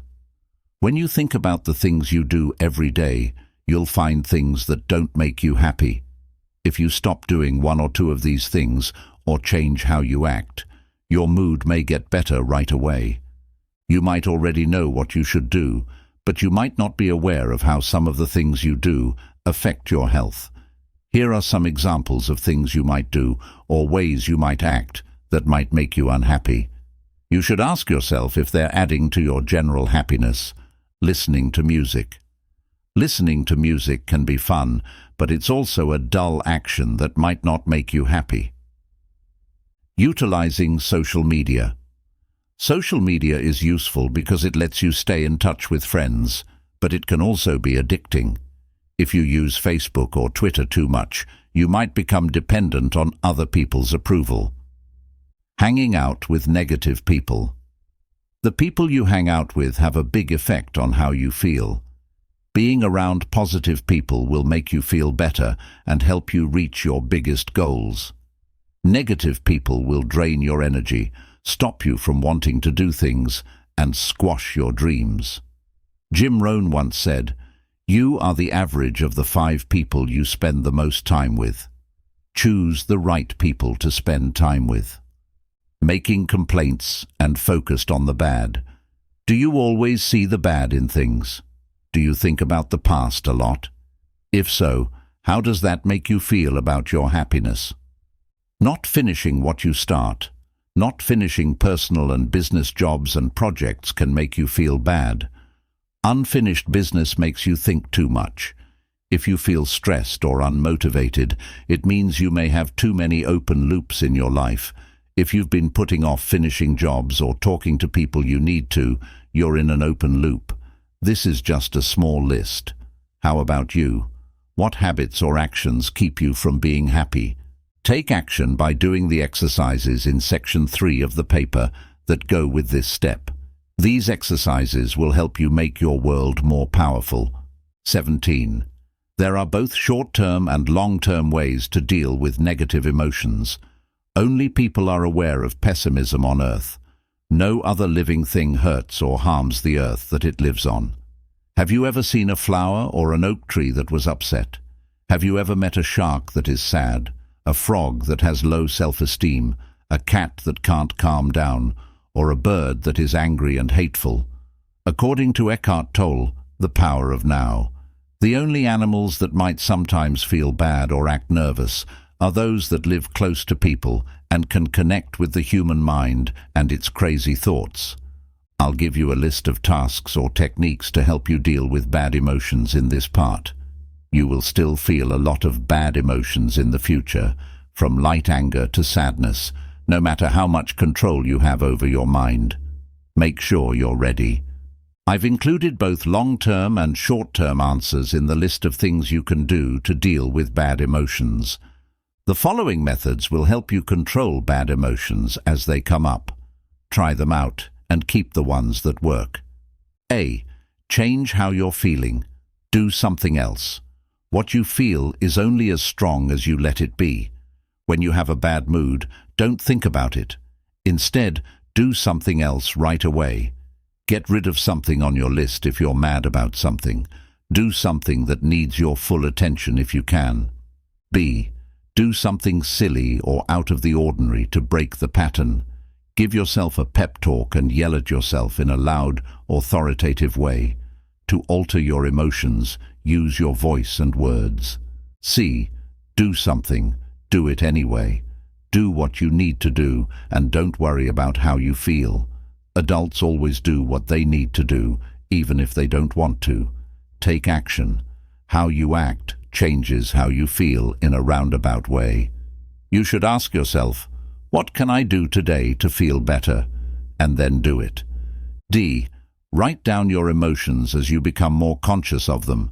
Write down what worries you, why you worry it, and what you can do to deal with it. Try to be as detailed as you can. Write down what happened. Get a piece of paper and write down exactly what happened that made you feel bad. Do not write down how you saw it or the story you made up around it. Write down the simple truths. Now ask yourself, does it really matter that much in the grand plan of your life? E. Talk. Have a conversation with a friend. It's possible that you're going too far and making things worse than they are. Sometimes, all you need is a new point of view. F. Think about a time when you felt good about yourself. This can help you get back to that place and see things in a new way. Feel free to ask yourself, how did it feel? What did I think at that moment? How did I feel about life at that time? G. Let your feeling go. First, ask yourself, can I let that emotion go? Following that, let it go. Do not try to control your emotions. Don't try to fight or change your emotions. Let them be the way they are. H. Stay with your emotions. Embrace them. Try to stay away from them while looking at them as closely as you can. Become interested in them. What do they really matter at their core? I. Take it easy. Rest. Take a break or a nap.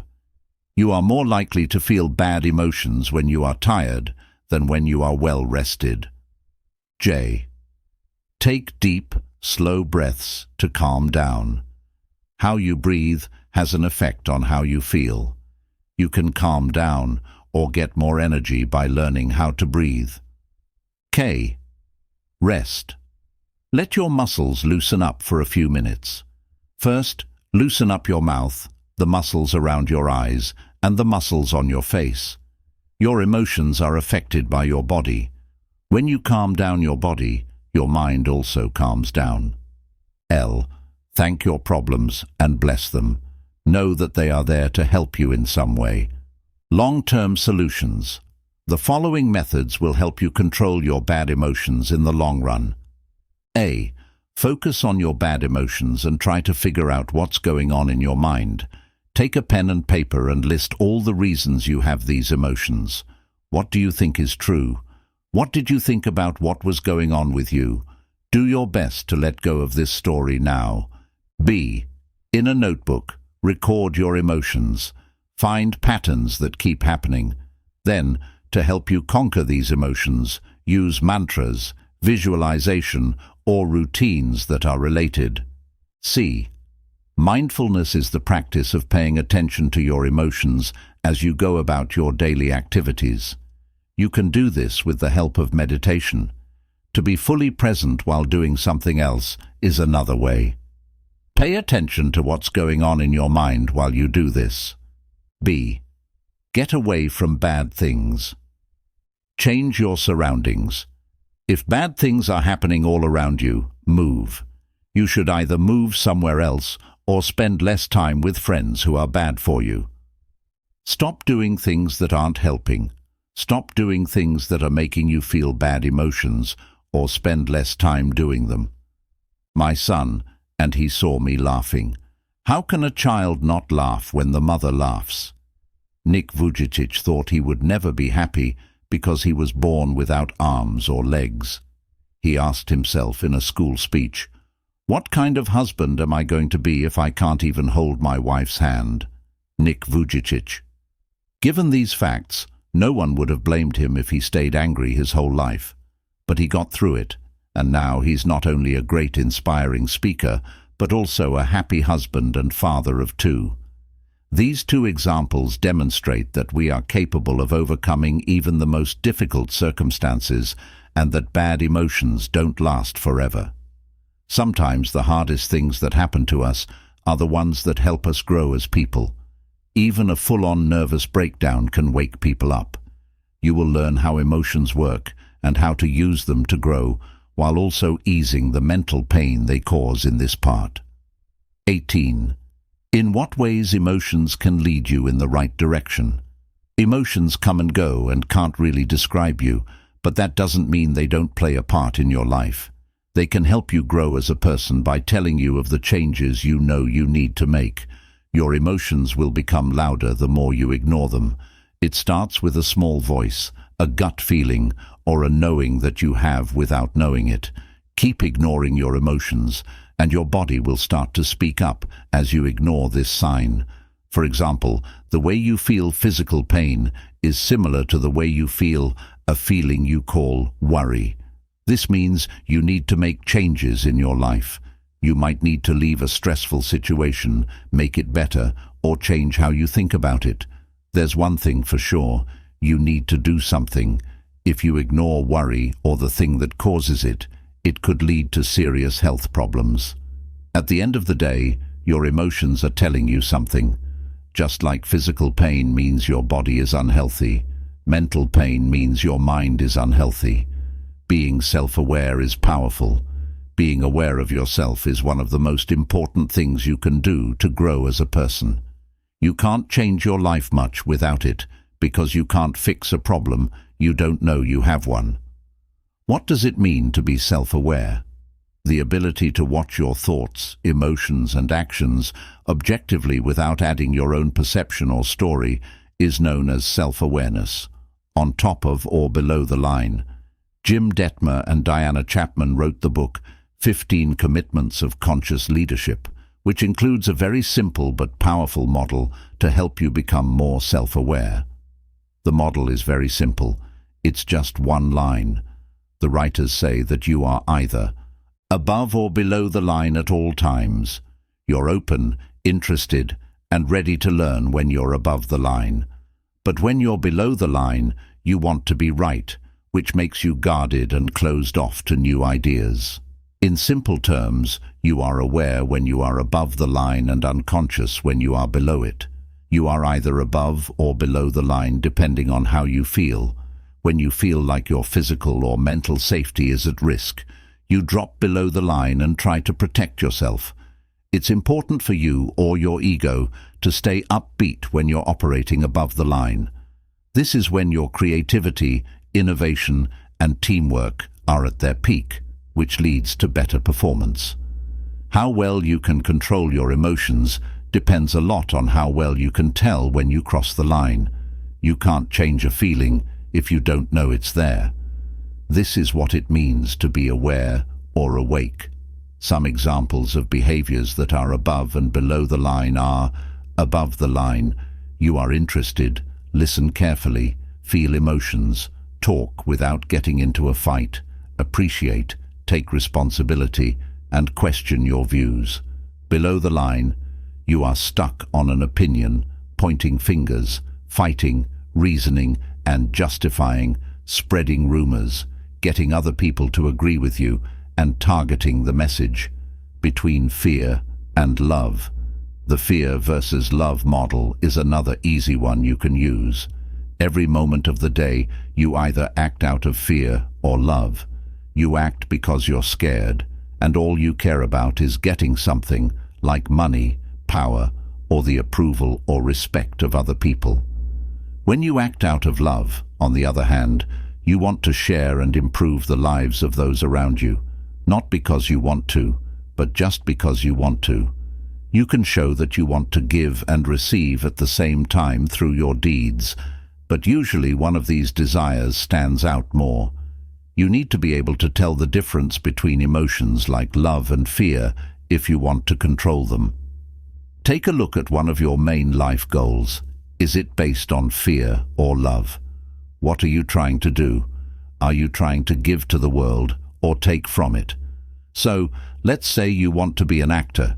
You might do so for a number of reasons, including getting money, becoming popular, showing your parents and friends that you're good enough, entertaining people, or expressing yourself.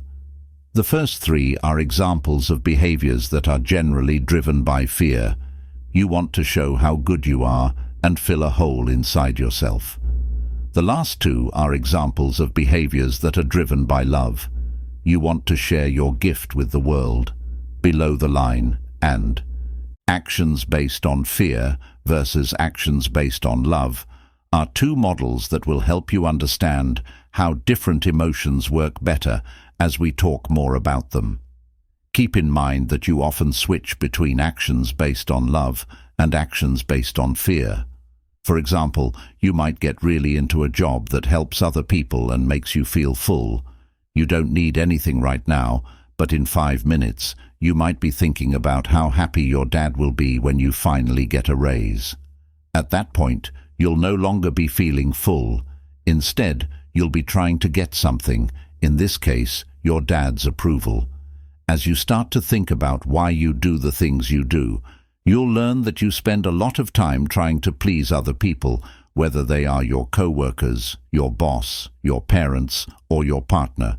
Now pay attention to this and ask yourself what you can do to change your desire from getting to giving. Now that you know about these two models, let's look at some ways you can become more aware of the emotions you feel every day. 19. Keeping track of your emotions. To improve how you feel, you should first become more aware of the emotions you experience on a daily basis. You can't make yourself feel better until you know where you are now. To help you understand the emotions you're going through every day, I want you to write down your feelings every day for a week. You can use a notebook or the paper you can download for this purpose. Take a few minutes every day to write down how you feel and rate yourself on a range from 1 to 10. 1 is the worst way you can feel, and 10 is the best. Give yourself a total score at the end of the week and answer the following. What bad emotions did you experience? These emotions were brought on by. What are the facts? What thoughts did you have that made you feel that way? Did outside events make you feel these bad emotions? Did you not get enough sleep? Did you get sick? Were you in a crash? What really happened in the real world, not in your head? How did you explain the facts to yourself? What do you need to know in order to feel that way? Are the things you believe true? You might have felt better if you had seen your thoughts or events in a different light. What did you do to get back to a steady state? What really happened? Did you change your mind? Did you do the things you were putting off doing? Did it just happen on its own? What could you have done to prevent or lessen these unfavorable emotions? Let's say you keep track of your emotions for a week and notice that you were slightly sad for a few days. This is how it might look. What caused this emotion? I was asked to do something at work, but I didn't feel like I could do it. What did really happen? Someone asked me to do something, and I did it. How did you explain the facts to yourself? I thought I wasn't good at my job because everyone else in the office could do it. I thought I should have been able to do the job well. Everything seemed like it was against me. What do you need to know in order to feel that way? I would have to think I'm not good at what I do. It's not okay to be stupid. That job should have been easy for me to do. Everyone thinks badly of me. Do you believe what you say? Are you really not able to do this? I might have been too hard on myself because I'm biased. Is it okay to be incompetent? No, the truth is that I can't always be good at everything. Are you sure you can do that? It was impossible for me to do it on my own because I don't have much practice with jobs like that. Are you really being judged by everyone? Some people might judge me, but most likely not all of them. It's also possible that no one cares. Everyone has their own problems to solve. What if no one saw? Or maybe I did fine, and the bad feelings are just in my head. What did you do to get back to a steady state? I saw that it wasn't such a big deal after all. A co-worker helped me and told me what I should have done when I asked if I had done the job right. He also told me about some good books that would help me get better. What could you have done differently to avoid or lessen this bad feeling? I shouldn't have tried to do everything by myself. I could have asked someone for help. You'll begin to understand what makes you feel bad emotions as you go through this process. Using daily training and encouragement, you'll be able to recognize behaviors that hurt yourself and stop doing them. Extra tip: don't forget to use a journal to write down how you feel every day. As you accept that ups and downs are a normal part of life, this will help you separate yourself from your emotions. Step 4. Use part 4 of the paper to record your emotions. Recording your emotions is one way to use them to grow. 20. Not being good enough. When I won the Oscar, I thought it was a fluke. I thought everybody would find out and they'd take it back. They'd come to my house knocking on the door.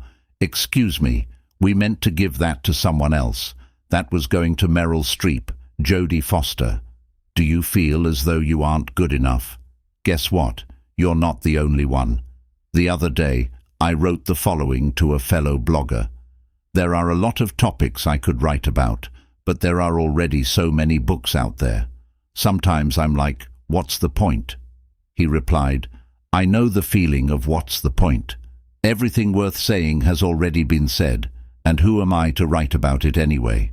What have I achieved so far? Well, I guess it's natural. Good to know that we're not the only ones struggling. Whether or not you're aware of it, millions of people feel the same way. The feeling of not being good enough alone must have killed more dreams than anything else. And who has never felt that way? Here is a non-exhaustive list of how I felt in my life. I'm not a good enough writer. I'm not charismatic enough. I'm not competent enough. I'm not confident enough. I'm not courageous enough. I'm not disciplined enough. I'm not good enough at public speaking.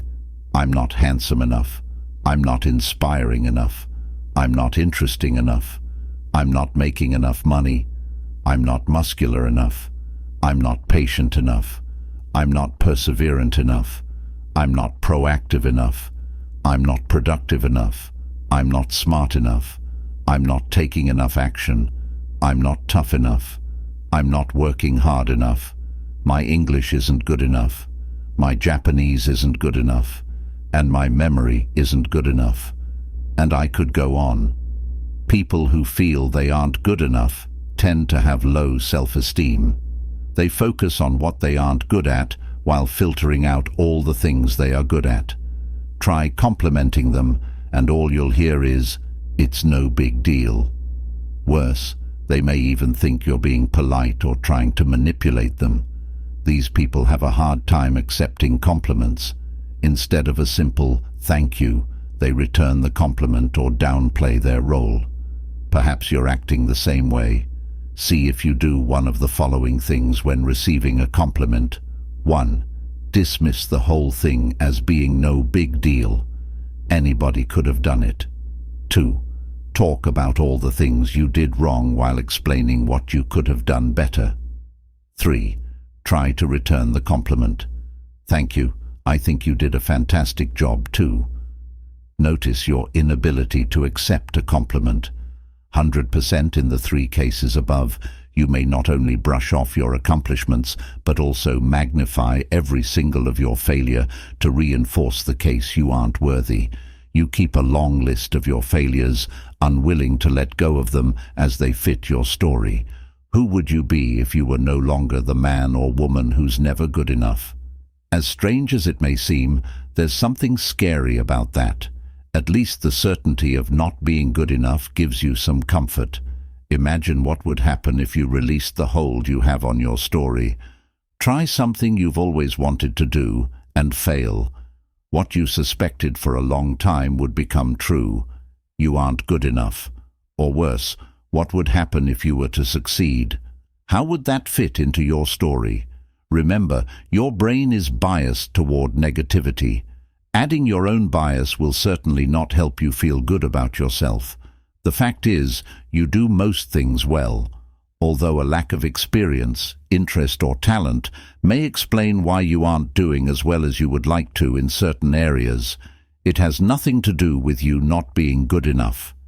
How to use the feeling of not being good enough to grow. Not feeling good enough is a sign of low self-esteem.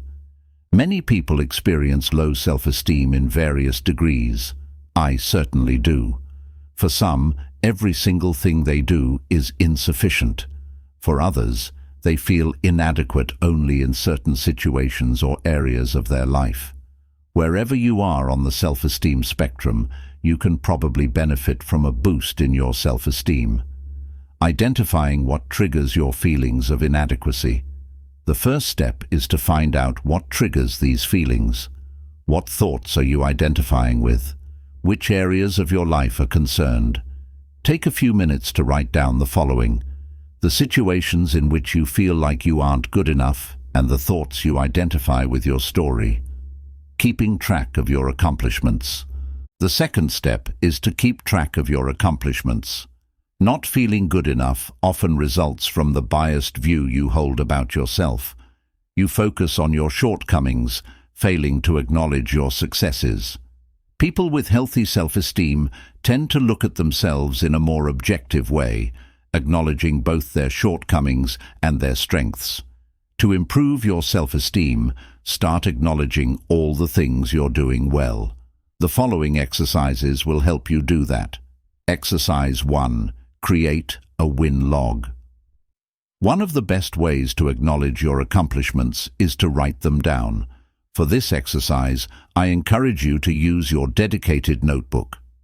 1. First, write down everything you've accomplished in your life. Come up with a list of 50 things. If you run out of things, write smaller accomplishments. This will help you realize how much you've already accomplished. 2.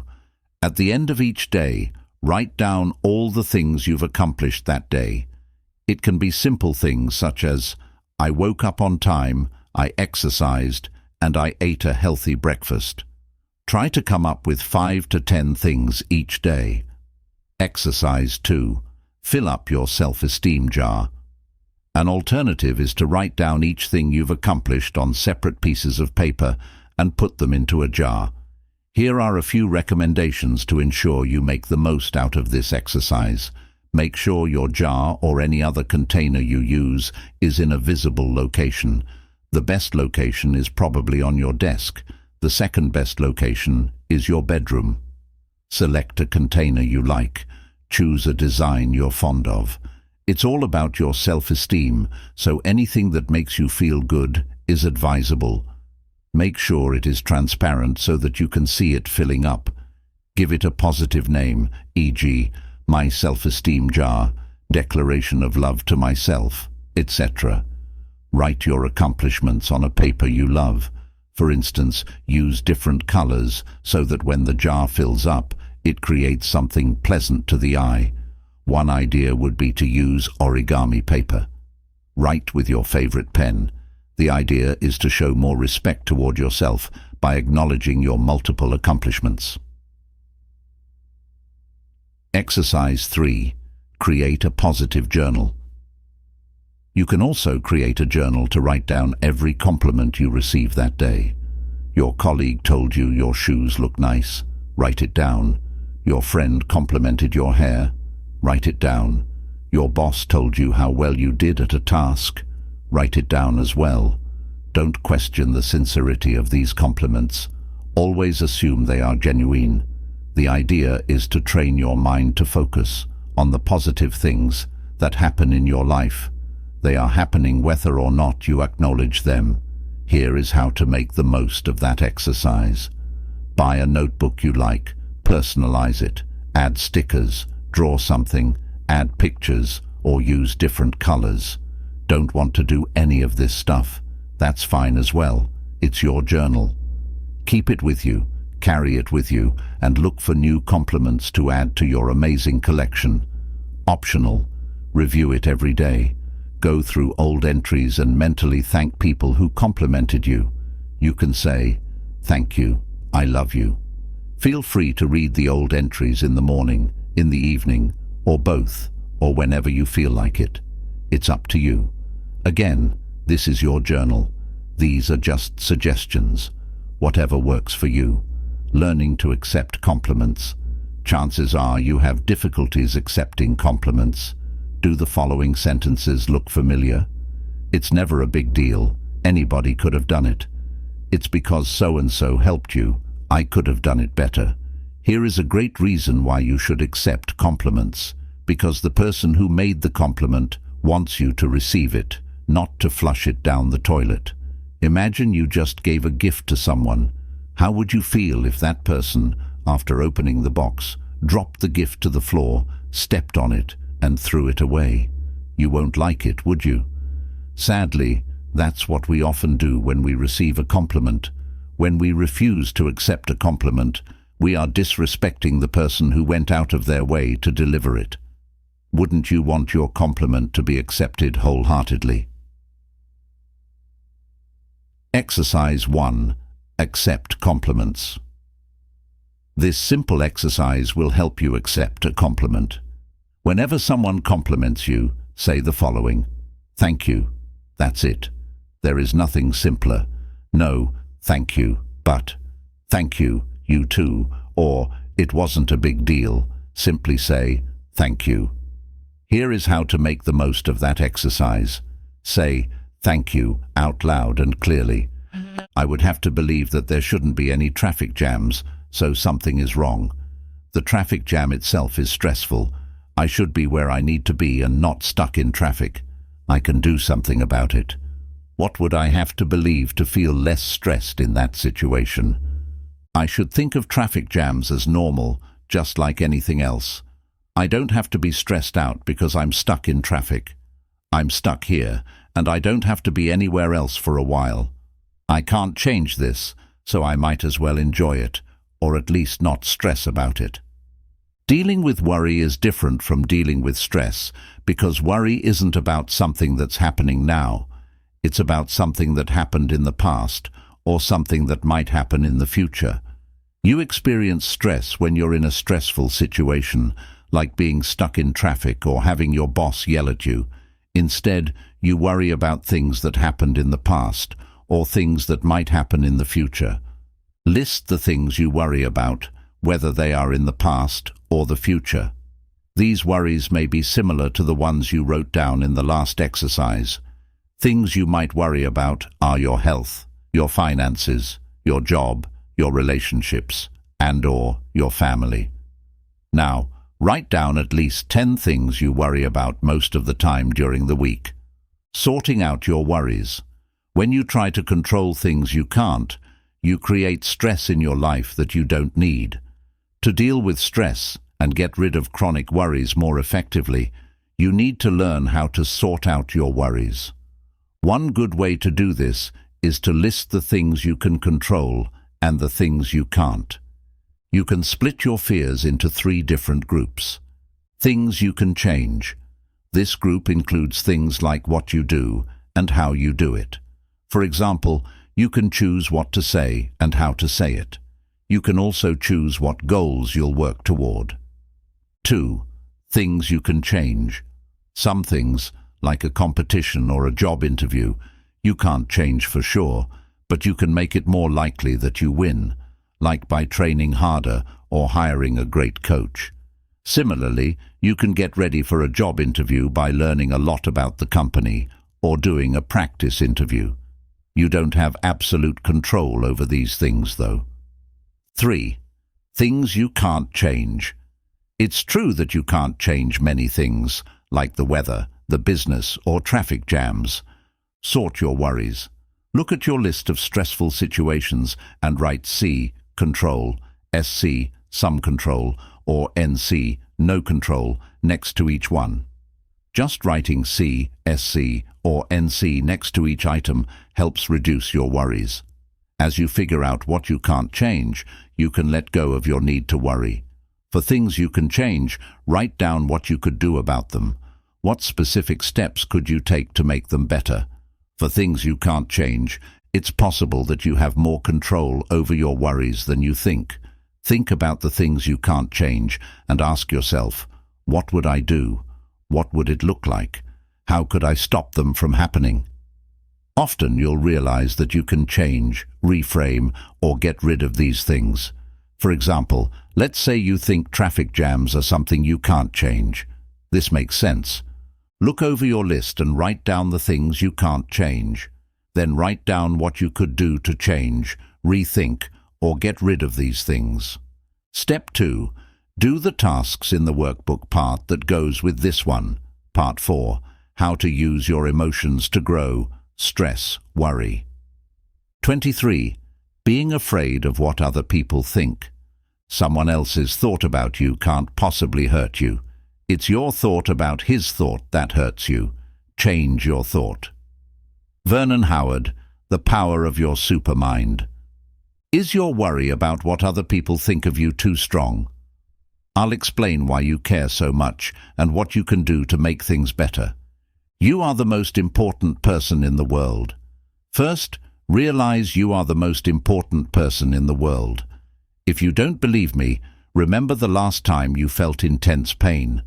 Perhaps it was due to illness or surgery, or maybe you broke your leg in an accident.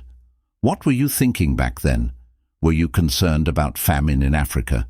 Did you worry about innocent people being killed in wars in the Middle East? No, the only thing you wanted is for the pain to go away. This is because you are the most important person in the world. Since you must live with yourself 24/7, it is normal to be concerned about your own mental and physical well-being. You have to realize the same goes for every other human on the planet. For them, you're not the most important person in the world. They are. And from their perspective, so are your close friends, family members, and colleagues. Because you live with yourself 24/7, you incorrectly assume, often unconsciously, people think about you significantly more often than they actually do. In fact, for the most part, people do not care about you. While it may sound depressing, it's actually liberating. It means you don't have to worry so much about what people think of you. As the famous saying goes, when you're 20, you care what everyone thinks. When you're 40, you stop caring what everyone thinks. And when you're 60, you realize no one was ever thinking about you in the first place. While you keep track of all your mistakes and awkward moments, nobody else does. People are simply too busy worrying about themselves. In short, people don't keep track of your past failures, read everything you post on social media, remember your awkward moments, think of you very often, or care about you as much as you care about yourself. Not everybody will love you. You care what other people think of you because you want them to approve of you. You assume the best way to do that is to avoid making waves. As a result, you may spend your whole life trying to be the perfect person, hoping to be loved. However, it usually doesn't work. No matter how great you are, some people won't like you. You may try to fix the image people have of you, but that won't work either. People will still see you the way they want to because of their own values and beliefs. Thus, if you base your self-worth on what people think of you, you'll always be at the mercy of the approval of others.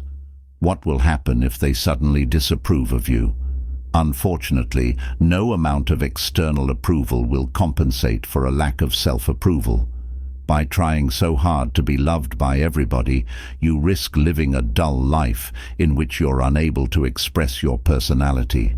You'll end up mimicking your friends, pleasing everybody around you, but forgetting to please the most important person in the world, you. It's not your job to care what other people think of you. Your job is to be yourself in the best way possible, and it's okay if they don't like you. Remember that even the most powerful people, like presidents and lawmakers, are flawed. How to use this feeling to grow? If you're too self-conscious, it means you have a skewed view of how other people see you, and you want to protect your self-image. To stop being so self-conscious, you need to deal with these two issues. 1. Change how you think about how other people see you. If you want to care less about what other people think of you, you need to change how you relate to them. This means learning that most of the time, They don't care about you, and you don't care about them. Realizing people don't care.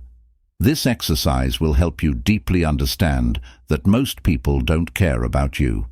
Pick someone you know, like a friend, co-worker, or acquaintance, and ask yourself how often you think about that person in your daily life. Now, put yourself in the shoes of that person and think about how much you think they think about you every day. How much do you think they keep track of what you do or say? Figure out that you don't care. The next task will help you figure out that you don't care much about other people either. Try to remember all the people you met or talked to during the day. It could be the waitress or customers at the restaurant where you ate lunch, the people you saw on the street, etc. Ask yourself how much you thought about these people before this exercise. Probably not much, did you? As you can see, you don't have time to worry about other people. You only care about yourself most of the time. Exercise. Letting go of your self-image. Write down all the things you're afraid of being judged on. Maybe you're worried about how you look or what you might say. Also, write down why you care. What is the problem? What image are you trying to protect? Do people think you're smart and you're afraid you can't live up to this image? Are you afraid of being rejected because you said something wrong? This exercise will help you see the things you're worried about. Also, don't forget to do the exercises in the section called Letting Go of Your Emotions. Finally, keep in mind that people will always interpret your words and actions based on their own beliefs and values. To let your personality shine, you have to let them see things however they want. Step 2. Look at the tasks in the homework part that goes with it. Section 4. How to use your emotions to grow, caring what other people think of you. 24. Resentment. Let's love ourselves so much that we won't let our enemies control our happiness, health, and looks. Dale Carnegie. How to stop worrying and start living. If you resent someone, it's because they didn't act the way you wanted them to. Maybe they broke their promise or didn't give you what you expected from them. Maybe you think they owed you something but didn't deliver it. Resentment often grows when you don't communicate well with the person you resent, like when you didn't tell them you felt hurt, or when you didn't tell them what you needed and wanted, thinking they would understand. Nelson Mandela once said, "Resentment is like drinking poison and then hoping it will kill your enemies." It doesn't work. There is a formula for building up strong emotions. Interpretation plus identification plus repetition equals strong emotions. For example, you might resent someone for years over a small event, depending on how you see it, how much you identify with the story you're telling yourself about it, and/or how many times you think about it. One of your friends wronged you by not inviting you to a party. You feel terrible about it and can't stop asking yourself, how could he do that to me? After thinking about it for weeks, you decide to cut ties with him. Months later, you're still angry at him. Notice that the event itself isn't what made you angry. What makes you angry is how you saw it. What if you were wrong? What if your friend thought you wouldn't like the party? What if he thought you were too busy? Sure, he should have invited you, but no one is perfect. When you let your anger build up, you often make things worse by not being able or willing to confront the people you dislike. Instead, you keep thinking about what you think happened, which makes your anger stronger over time. This is especially true if you regularly interact with the people you dislike. How to use resentment to grow.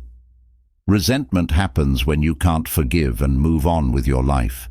It happens when you're stuck in the past instead of focusing on what could be in the future. When you feel resentment, you have a chance to learn how to forgive and let go, but most importantly, how to love yourself. Resentment is telling you that you need to love yourself and value your peace of mind more than anything else. In the words of Nelson Mandela, loving yourself, resentment is like drinking poison and letting weeds grow in your garden. When you're angry, you think that someone took something you had a right to, like their trust, respect, or love, and you feel like you've been attacked personally.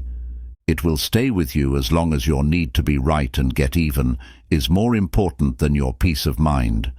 It will get worse if you keep thinking angry thoughts, and it will stay the same if you try to push them away. That's why you should put your peace of mind first and learn to forgive others as well as yourself. Loving others. Your ability to release resentment is linked to your level of compassion. The more compassionate you are, the easier it will be to let go of resentment. One important thing to understand is that people always act based on their level of consciousness or unconsciousness.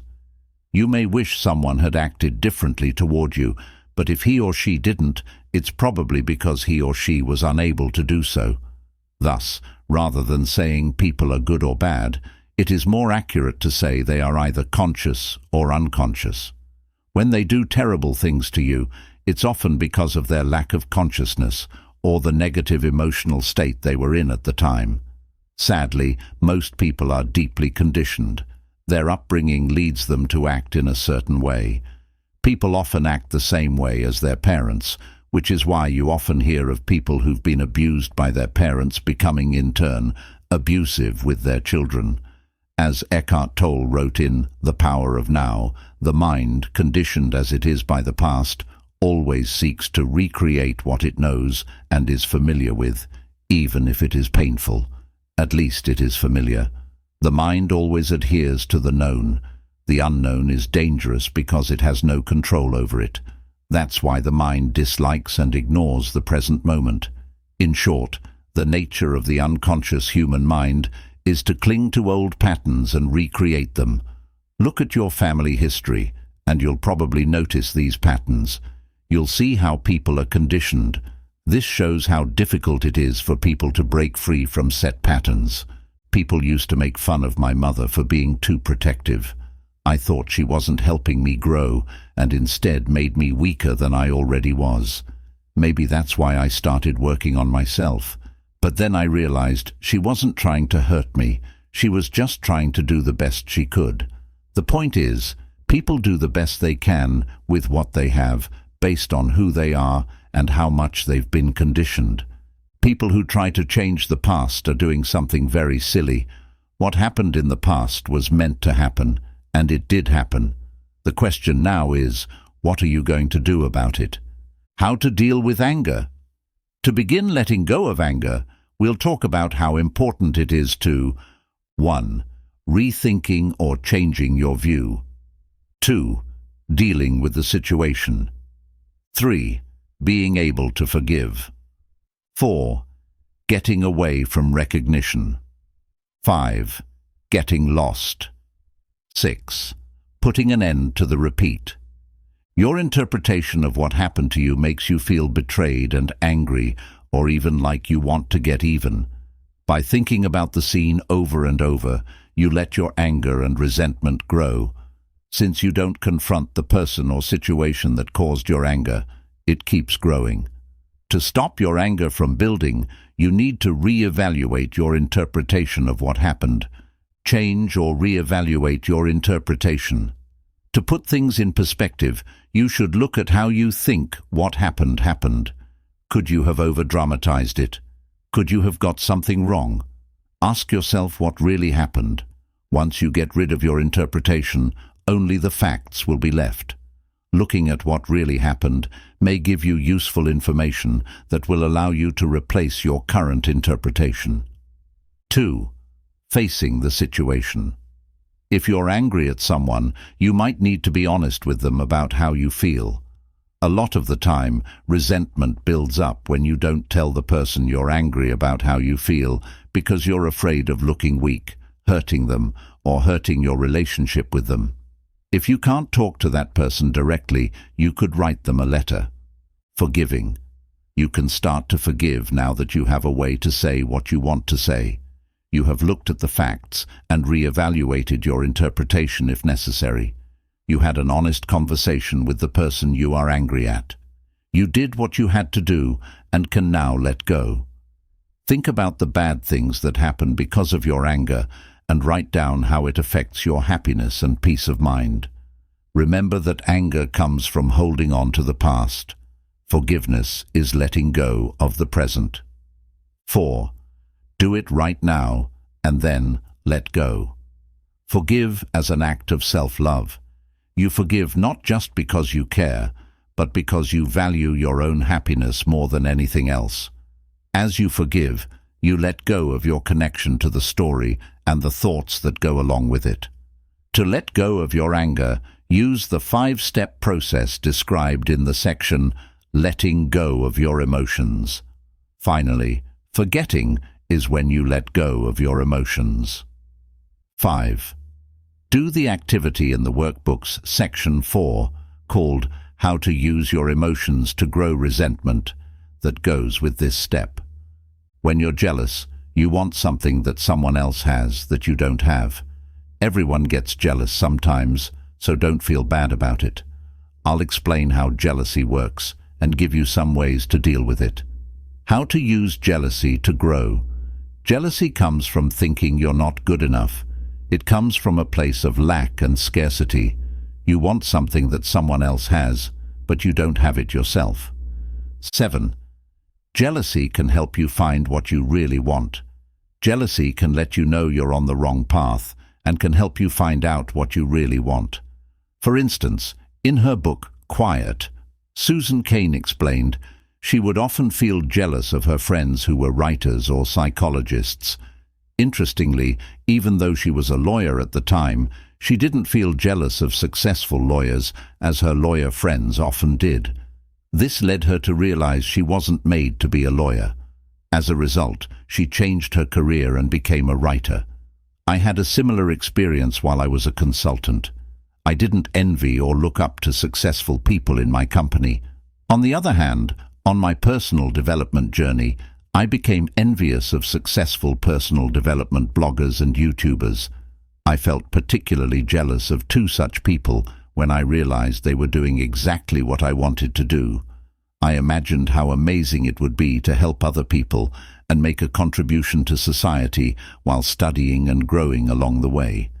This is why I created a blog and started writing books. As you can see, jealousy, when properly used, can be beneficial. 8. Exercise. Identify who you are jealous of. Write down who you are jealous of. Now, what does it say about you and what you want from life? Jealousy can signal a scarcity mindset. In other situations, jealousy may indicate you're operating under a scarcity mindset. Let me give you another example from my personal life. When I see best-selling writers, I sometimes become jealous. I feel as though they are stealing my piece of the pie, and I deserve success as much as they do. I'm not proud of this feeling, but I don't blame myself for having it either. This feeling of jealousy stems from the belief there is only a certain amount of success available out there. Thus, every time someone has a little success, they are stealing your piece of the action. Interestingly, this is often not the case.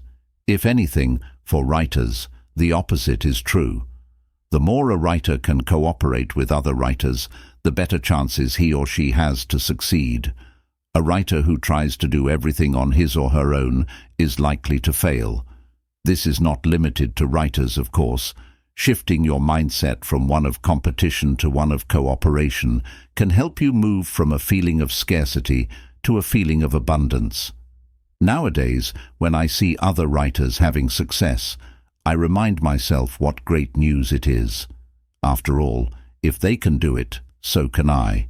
And the more successful my fellow writers become, the more they are in the position to help me in the future. This also works the other way around. The more I help other writers to succeed, the more they'll be able to help me in the future. As Zig Ziglar said, "You can have everything in life you want if you will just help other people get what they want." Remember, what other people can do, you can do as well. Remember also, success is not a limited resource. 9. Exercise.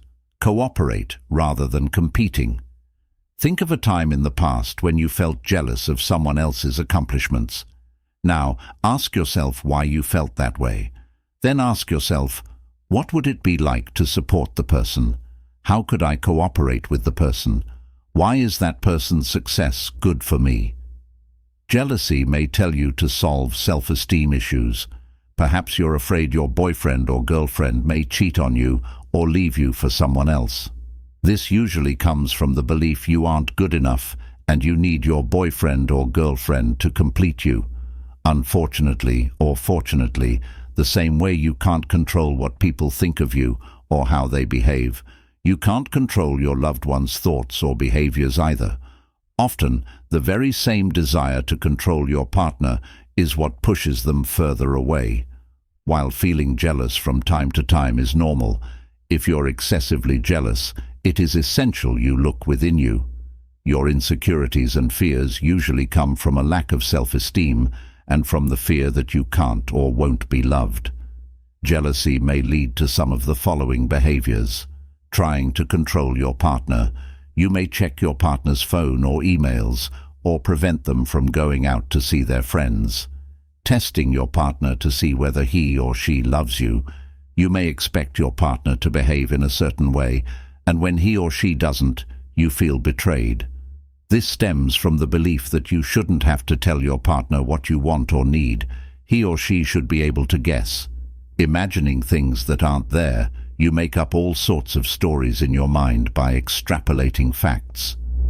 10. I invite you to refer to the section Not Being Good Enough to discover how to develop a healthier self-esteem. Jealousy may signal you to stop comparing yourself with others. One kind of lingering discontent shared by millions is the notion that others are happier than they are. I assure you, they are not.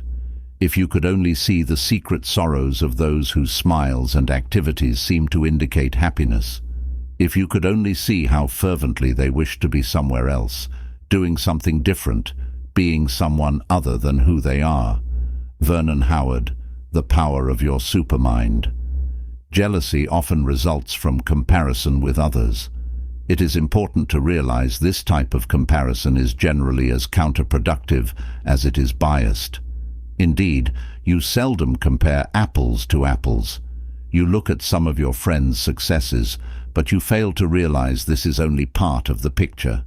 While they may seem happy and successful on the surface, it is quite possible they are unhappy or even depressed.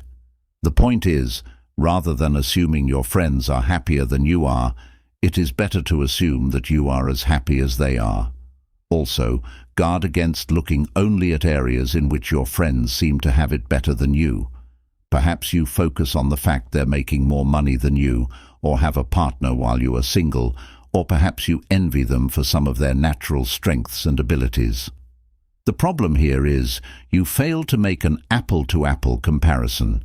You dismiss your own strengths or qualities, which make you feel as though you're not as good as they are. Even worse, you may often compare yourself with several other people. You look at areas in which they are successful, and then you look at your own life to see how well you compare. Of course, not very well. How could you compete with the combined strengths of several people? Can you see how biased and unrealistic this type of comparison is? Yet, this is what many of us do, albeit unconsciously. The bottom line is, if you feel jealous, it may be because you engage in this type of unfair comparison. Instead, why not compare your today's self with your yesterday's self? After all, the only thing you can do is to try to be better than you were yesterday, last month, or last year. Because we all start with different circumstances, skills, and personalities, there is no such thing as a fair comparison. This practice will help you be more fair when you compare yourself to others. Pick someone you often compare yourself to and write down all the things you do better than that person. 12. Take action. Look at the activities in Section 4 of the workbook, which is called How to Use Your Emotions to Grow Jealousy. 13. Depression. The hardest thing about depression is that it is addictive. It begins to feel uncomfortable not to be depressed. You feel guilty for feeling happy. Pete Wentz, musician. Non-clinical depression occurs when you're not where you want to be in life. You have lost any hope to ever be and can't accept it. This might happen after a tragic event in your life, or more progressively as some aspects of your life slowly fall apart. Depression results from feeling hopeless in one or several areas of your life. Here are some examples. You lost your job and have no hope of finding a new one to match your expectations. You're sick and have no hope to recover as well as you would like to. You are divorced from your partner and can only see your kids once in a while. You have little hope of finding a suitable partner. You're in so much debt that it seems as though you'll never get out of it. You suffered a bereavement. While the events above are tragic, depression can also be created out of more ordinary, less severe events. For instance, some people may spend so much time dwelling on the past or worrying about the future, they eventually become depressed. This may happen even though no significant events have occurred in their lives. It is essential to remind yourself that depression, like other emotional states, is neither good nor bad. It just is. You are not your depression. You existed before it. You exist during it. And all things being equal, you will exist after it. Depression is an active process. While it may seem as though depression is happening to you, it is, in fact, created by the negative thoughts you identified with. Thus, you do have some responsibility in creating your depression. Does it mean you should feel guilty or beat yourself up for being depressed? Of course not. Never. In fact, you should never beat yourself up for any of the emotions you feel. That would be pointless. What it means, however, is that because you've played a part in creating your current emotional state, you also have the power to get out of it. And that's great news, right? Remember how Dr. David K. Reynolds himself dealt with sadness. He wrote, "The following depression can be created by sitting slouched in a chair with your shoulders hunched and your head hanging down. Say these things over and over. No one can help or do anything. It's not possible. I have no power. I'm done. Act sad by shaking your head, sighing and crying a lot. The real sadness will come out in time." David K. Reynolds, Constructive Living. K. Reynolds' depression was entirely self-created. It was an active process that involved adopting a certain body language, repeating certain words, and having certain thoughts. He had to act in a certain way to become depressed. The good news is that because you have the power to create depression, you also have the power to climb out of it. However, in a negative state such as depression, ignoring negative thoughts and replacing them with more positive ones can be extremely challenging. Even if you try to think positive thoughts of gratitude, joy, or happiness at first, they will seem to have no power. But you may experience other negative emotions, such as anger. For instance, you may ignore your anger at first. Your friends may even encourage you to do so. They would rather see you quiet and depressed than angry. However, sometimes anger may help you move up the emotional ladder and overcome depression. Keep in mind that any emotions other than depression can help, and learn to embrace whatever emotional state seems to give you more energy and therefore provide more power to move up the emotional ladder. David K. Reynolds also suggests that feelings fluctuate over time, even with depressed people. There are ripples and waves of somewhat lighter moods. You can use moments when you feel slightly better to take whatever action may be beneficial to you at that time. Depression is a sign that you need to move away from your mind by letting go of your worries about the past, future, or your interpretation of the present situation and reconnect to the present moment. When people are going through a lot of grief, sadness, or depression, they sometimes like to keep themselves busy to avoid thinking. But when you're depressed, thinking more isn't usually the answer. You rarely see people get better by using their minds. Instead, you should connect with your body. Exercising is a great way to do this and has been shown to help improve your mood. Strong depression can sometimes separate people from their minds. When this happens, their story stops all of a sudden. Eckhart Tolle writes about this in his book, The Power of Now. He had an abrupt awakening, and his mind stopped. He wrote about it this way: "This withdrawal must have been so complete that this false suffering self immediately collapsed, just as if a plug had been pulled out of an inflatable toy." In summary, depression tells you to let go of your ego and reconnect with reality. It invites you to get out of your mind, which can only recall the past or anticipate the future, and live more in the present. Severe depression may require the help of a professional, but for milder depression, here are some mediating strategies. Exercise. Reconnect with your body and your emotions. To overcome depression, it is essential for you to escape your mind. It's easier to feel your way out of depression than to think your way out of it. I would venture to say that most people spend over 90% of their lives in their mind. They have only rare moments of lucidity when they are fully aware and present. For instance, they don't listen to people, but they judge and interpret what they say, anticipate what they'll say next, and get lost in their thoughts. All these things happen at the mind level and show how people are not fully present because they either live in the past or in the future, i.e., in their mind. They experience a number of negative emotions. Below are some of the things you can do to reconnect with your body and your emotions. Exercise. As we've already talked about, working out is a great way to relax and connect with your body. It also makes you feel better. Practice meditation.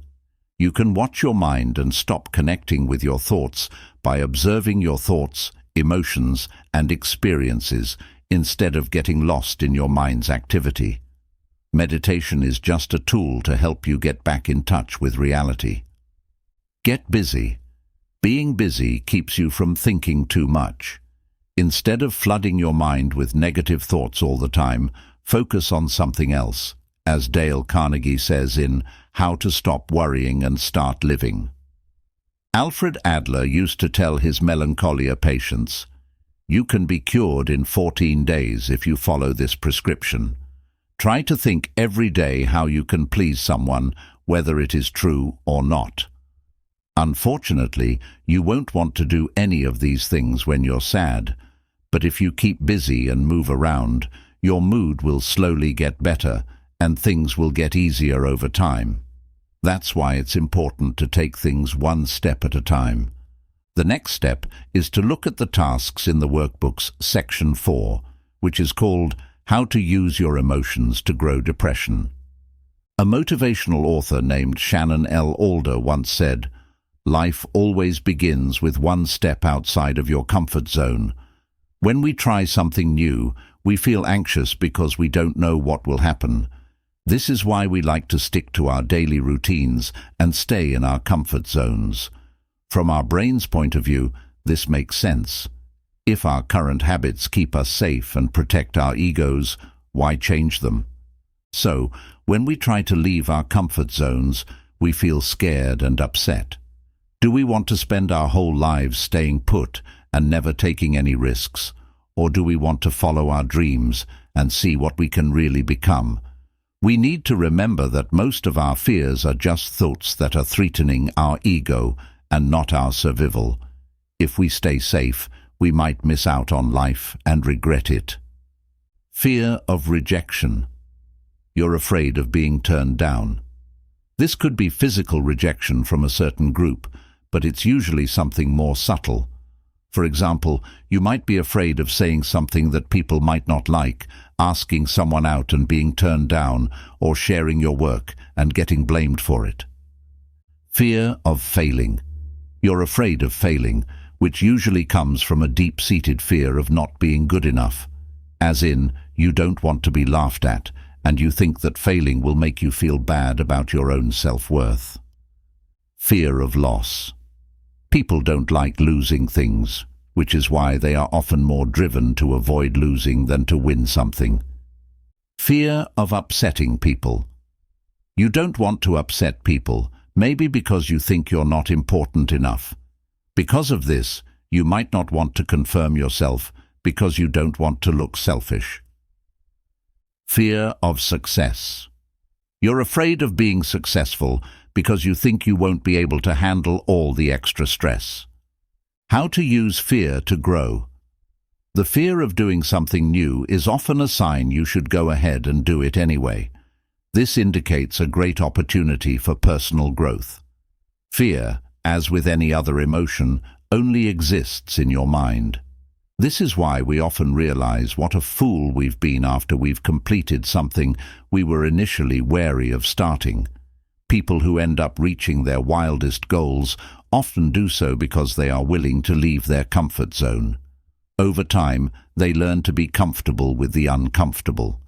Picture one thing you were once afraid to do that is now no big deal for you. For instance, I bet you were scared the first time you drove or on your first day at work. Now, didn't you get used to it? The truth is, people have the formidable ability to learn. The key is to grow accustomed to experiencing discomfort once in a while. By not facing your fears on a regular basis, you will greatly limit your potential for development. Staying inside your comfort zone can also erode your sense of self-esteem, as in the back of your mind, you know you're not doing what you're supposed to do. There is a law in nature. Things either grow or die. The same goes for human beings. When humans don't move beyond their comfort zone, they start dying inside. Don't let that happen to you. As Benjamin Franklin said, some people die at 25 and aren't buried until 75. Make sure some people doesn't include you. Realizing that even the most successful people in the world feel fear is the first step to getting out of your comfort zone. Courage is not the lack of fear. It is facing your fears head-on and doing what you want to do anyway. Without fear, there is no courage. As you face your fears over and over again, you develop courage and make it a habit. You don't need to avoid your fears or numb yourself to them before you see. Stretch. Get out of your comfort zone. To get out of your comfort zone, ask yourself, what is the one thing I should be doing but have been putting off because I'm afraid? Once you do that one thing, you'll probably feel proud and happy to be alive. This means you're going in the right direction. Think of it as your brain's prize for getting out of your comfort zone. Step 4. Do the tasks in the notebook part that goes with this action. This is how you can use your emotions to grow fear or pain. Procrastination only put off until tomorrow what you are willing to die having left undone. The famous artist. Although there are effective ways to deal with delay, the most important thing to do to get over your tendency toward delayed action is to learn how to handle your emotions in a healthy way. There are many reasons why people put things off. Here are a few. The job is dull. No one thinks the job is important. The job is too hard, or it seems that way. You're worried that you won't do a good job. Or you stay lazy most of the time. If the task was fun, important, and so easy you couldn't fail, would you put it off? I think the main reason people put things off is because they're afraid they won't do a good job. They'd rather put it off. They may tell themselves that the task isn't urgent or important, or that they are tired, but the truth is that they are scared. Keep in mind that putting things off isn't a sign of being lazy or something being wrong with you. We all do it. How to use procrastination to grow. Procrastination may indicate that you put too much stock in what your mind tells you, making it your slave rather than your master. Now I'm going to show you a 16-step plan to stop putting things off. Don't worry, it's not as hard as it looks. How to stop putting things off in 16. Easy steps. Step 1. Understand what's hidden behind procrastination. The first step is to understand why you procrastinate. As we've discussed previously, there are specific reasons behind procrastination. Usually it has to do with fear, and the mind tells you the best way to avoid fear is simply to do nothing. In other words, to procrastinate. Another reason you procrastinate is that the task is difficult. You want to avoid pain as much as possible and maximize pleasure. This is how your brain works. You may also procrastinate because you lack motivation. This happens when the task you work on isn't part of a bigger vision that excites you. If you lack motivation, ask yourself why, then consider the following solutions. Delegate the task. Eliminate the task. Reframe the way you perceive the task to make it part of a bigger and more exciting vision. Restructure the task so that it becomes easier, and/or just get started. See Step 13. Spend time identifying all the reasons behind your procrastination. Be honest with yourself. Second, remind yourself of the bad things that happen when you put things off. Not doing what you know you should do lowers your self-esteem and causes you to worry about things you don't need to worry about. Directly putting things off means you won't get as much done as you could during your time on Earth. Indirectly, putting things off means you may feel bad about yourself and blame yourself for not doing what you know you should be doing. The third step to getting over procrastination is to figure out the story behind it. What are you telling yourself when you want to put things off? What are your thoughts? What excuses do you use? Some common ones are, I'm too tired, I'll do it tomorrow, I'll do a bad job, and it's not really important. Let's look at some of these excuses right away. I'm too tired. That may be true, but you need to remember that you're not your mind and don't have to listen to it. Navy SEAL David Goggins uses the 40% rule, which says that even when you think you can't take it anymore, you're only using 40% of your brain's power. This means that even when you're tired, you have a lot of energy that you can use. This means that working on your side business for 2 hours after work won't kill you. I won't do a good job. Setting a task for today means you believe you can do it, so the fear of failing isn't the issue here. If you think you won't do a good job today, what makes you think you'll do a better job tomorrow? You probably won't. That's just a story you're telling yourself. I'll do it tomorrow. Doing it tomorrow might not be a big deal, but if you can't discipline yourself to finish today's tasks, how likely are you to design your ideal life in the future? Remember that disciplining yourself to finish the task in front of you is what will allow you to design your future life. Things of value in your life take time, effort, and self-discipline. It's not really important. Even if that's true, putting off a task creates an open loop. You know that you still need to do that task, but you won't be motivated to do it. Eventually, you may feel stuck and not know why. Write down your excuses. Start being aware of all the ones you make. Address each one as you write it down. Your excuses rule you because you let them.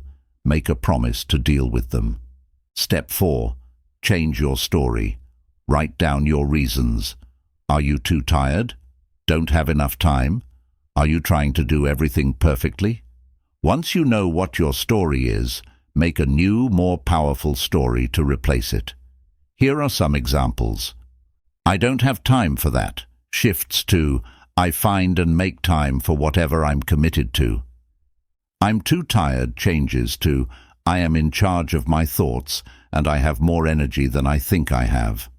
When I set a time to do something, I do it. Then, make affirmations or mantras that are based on your new story. Say them to yourself every morning and throughout the day until they become a part of who you are. Remember that putting things off is a habit. You want to change your mind and form a new habit of doing the things you set out to do, even if you don't feel like it. For more information, see Conditioning Your Mind. 5. Figure out your why. Putting things off is often because you're not motivated. If you're excited about a goal, you don't run away from it. You can't wait to get started on it. Think about the things you put off. Why do you put them off? How can you make them part of your vision to make you feel more motivated? Can you change these things? Can you learn something from them? Can you picture yourself feeling proud of yourself as you finish them? Step 6. Figure out how you get distracted. The next step is to become aware of all the ways you get distracted. What are your favorite ways to put things off? Do you like to go for a walk, watch YouTube videos, drink coffee, or read books on how to stop procrastinating? If you don't know all the ways your procrastination shows up in your life, you won't be able to stop it. Exercise. Write down all the ways you put things off. Use the free workbook to do this for a few minutes. As you feel the urge, stay with it. How do you feel? Let yourself feel it. Don't judge or blame yourself. Just accept what is. This will help you get a better handle on your mind. For more information, read the chapter on letting go of your emotions. 8. Write down everything you do for 1 week in a notebook. Every time you switch from one activity to another, write it down, and make sure you write down how long you spend on each task. At the end of the week, you'll know how much time you spend working and how much time you spend wasting time. Be careful, you might be surprised. 9. Do everything with a clear goal in mind. Before you start a job, make sure you know exactly what you need to do. Ask yourself, what am I trying to achieve here? What's going to happen in the end? This way, you won't give your mind a chance to come up with reasons. 10. Get ready for the task at hand. Your mind doesn't like things that are hard. It wants things that are easy. So, get rid of any friction or obstacles so you can start right away. For example, if you want to run, put your running gear next to your bed so you can go run as soon as you wake up, but only after a full warm-up. For computer-related tasks, clear your desk of all distractions and make sure you can get to all the files you need. If you don't want to put too much pressure on yourself, why not start small? Instead of writing 2 pages of your manuscript, why not write 1 paragraph? Instead of working out for an hour, why not start with 5 minutes? Breaking down your task will help you stop putting it off and also help you get going. So, whenever you can, start small to lower the pressure.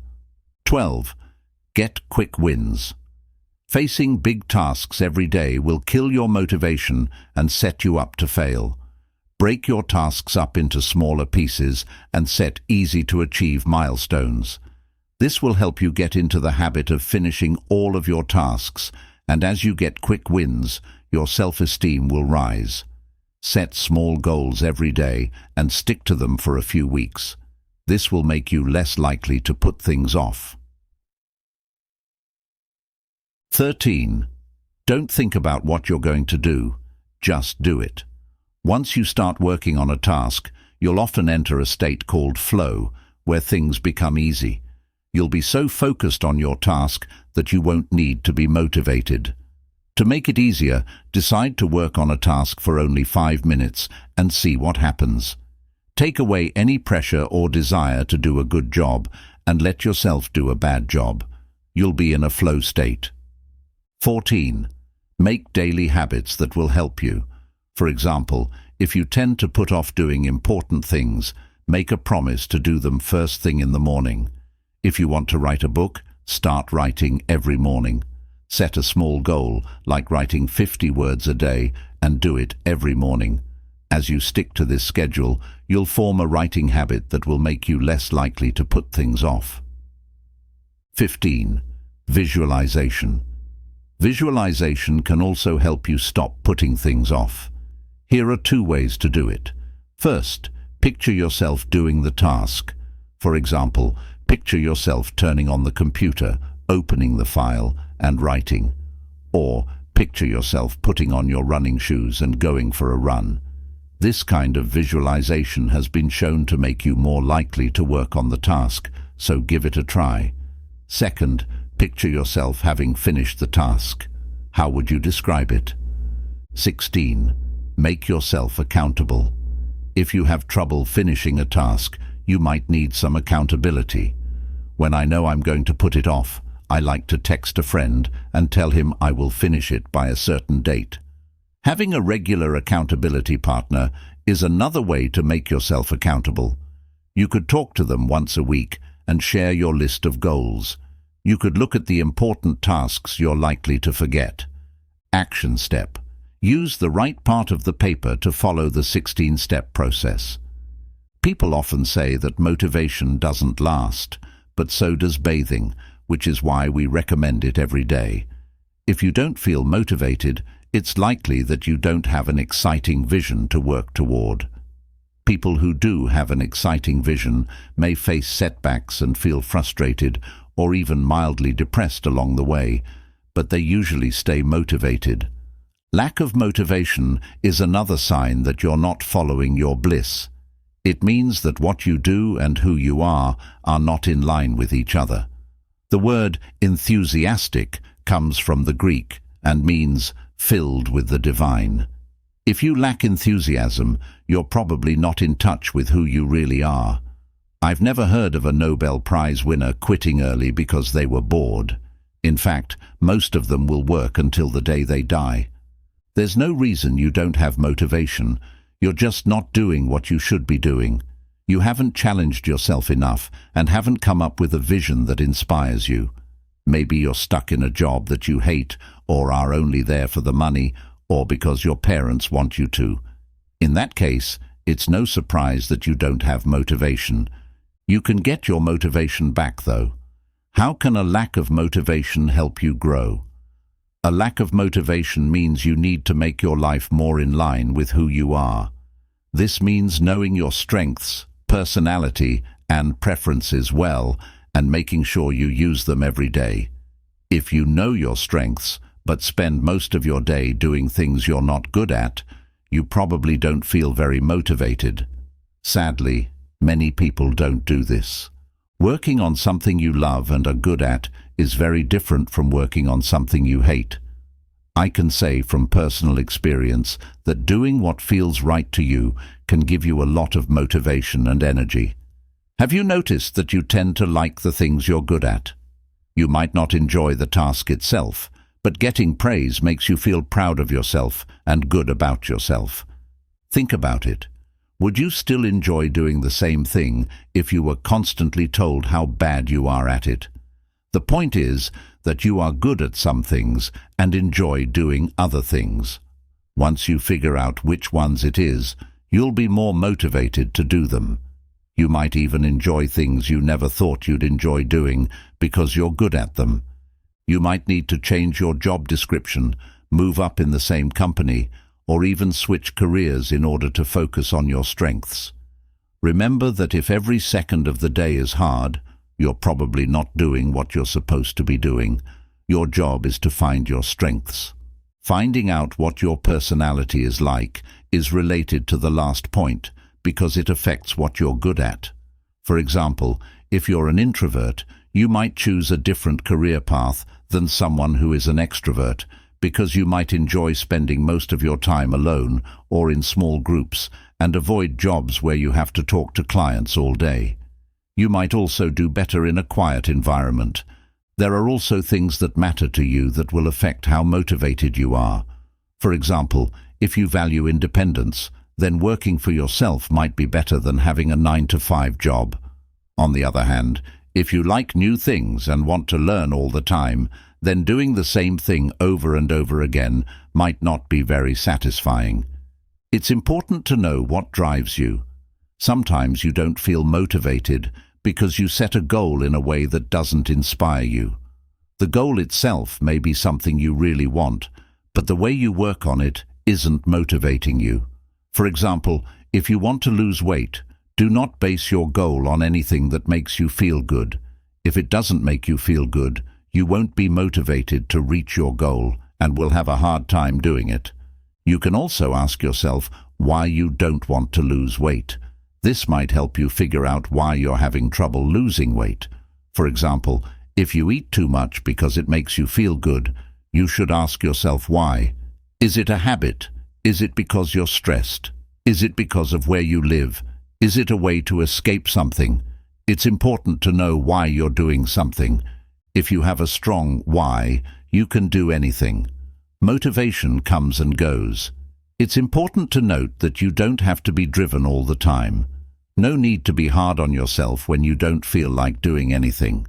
To stay on track with your goals, develop the self-discipline to do things even when you don't feel like it, and learn to love and forgive yourself instead of blaming yourself for everything that goes wrong in your life. You will be more likely to take action when you lack motivation. There should be a daily routine that helps you reach your goal. For example, you could work on a task for a certain amount of time first thing in the morning. One way to build self-discipline is to stick to that routine every day. Another way is to set small goals every day and consistently reach them. Self-compassion means not being hard on yourself and instead giving yourself praise. You can read my book, Wake Up Call: How to Take Control of Your Morning and Transform Your Life, to learn more about how to make a morning routine. When you're stuck, you don't want to do anything or feel stressed, and you don't always know why. This is usually because you have too many open loops in your life or have been putting off a big job. Let's look at what you can do to get unstuck. A simple 3-step plan to get unstuck. 1. Write down all the things that need to be done. 2. Pick one thing you've been putting off and do it. Most of the time, you have one specific thing you've been putting off for a while. It doesn't have to be a hard thing. Once you commit to doing it and finish it, you'll feel so good that you may end up doing many more things. You'll start building momentum and be able to get unstuck. If you can't work on that one thing, start with something easier. This will also help you build. When you've been putting off too many jobs or have too many unfinished projects, you can close open loops by 1. Write down all the things you need to do or projects you want to finish. 2. Give yourself a certain amount of time to finish them. You might be able to get a lot done in a few hours, or you might need more time. If you do, then take it. 3. Work on just one big job at a time until it's done in the next few days or weeks. 4. Move some projects around, give them to other people, or give up on them. Step 2. Look at the tasks in section 4 of the workbook, which is the right place to start. How to use your emotions to grow. Lack of motivation conclusion. Thank you for buying this book. I really hope that it helped you understand your emotions and gave you the tools you need to start controlling them better. Remember that the quality of your emotions determines the quality of your life, so knowing how to change yourself and your environment to feel better, emotions is very important for your health. Unfortunately, you will feel bad emotions all your life. Hopefully, each time, you will remind yourself that your emotions are not you and will learn to accept them as they are before letting them go. You are not sad, depressed, jealous, or angry. You are what sees these emotions and what stays after they pass. Your emotions are here to teach you. Learn as much as you can from them and then let them go. Don't hold on to them. And keep in mind that you are not affected by emotions. How could you be?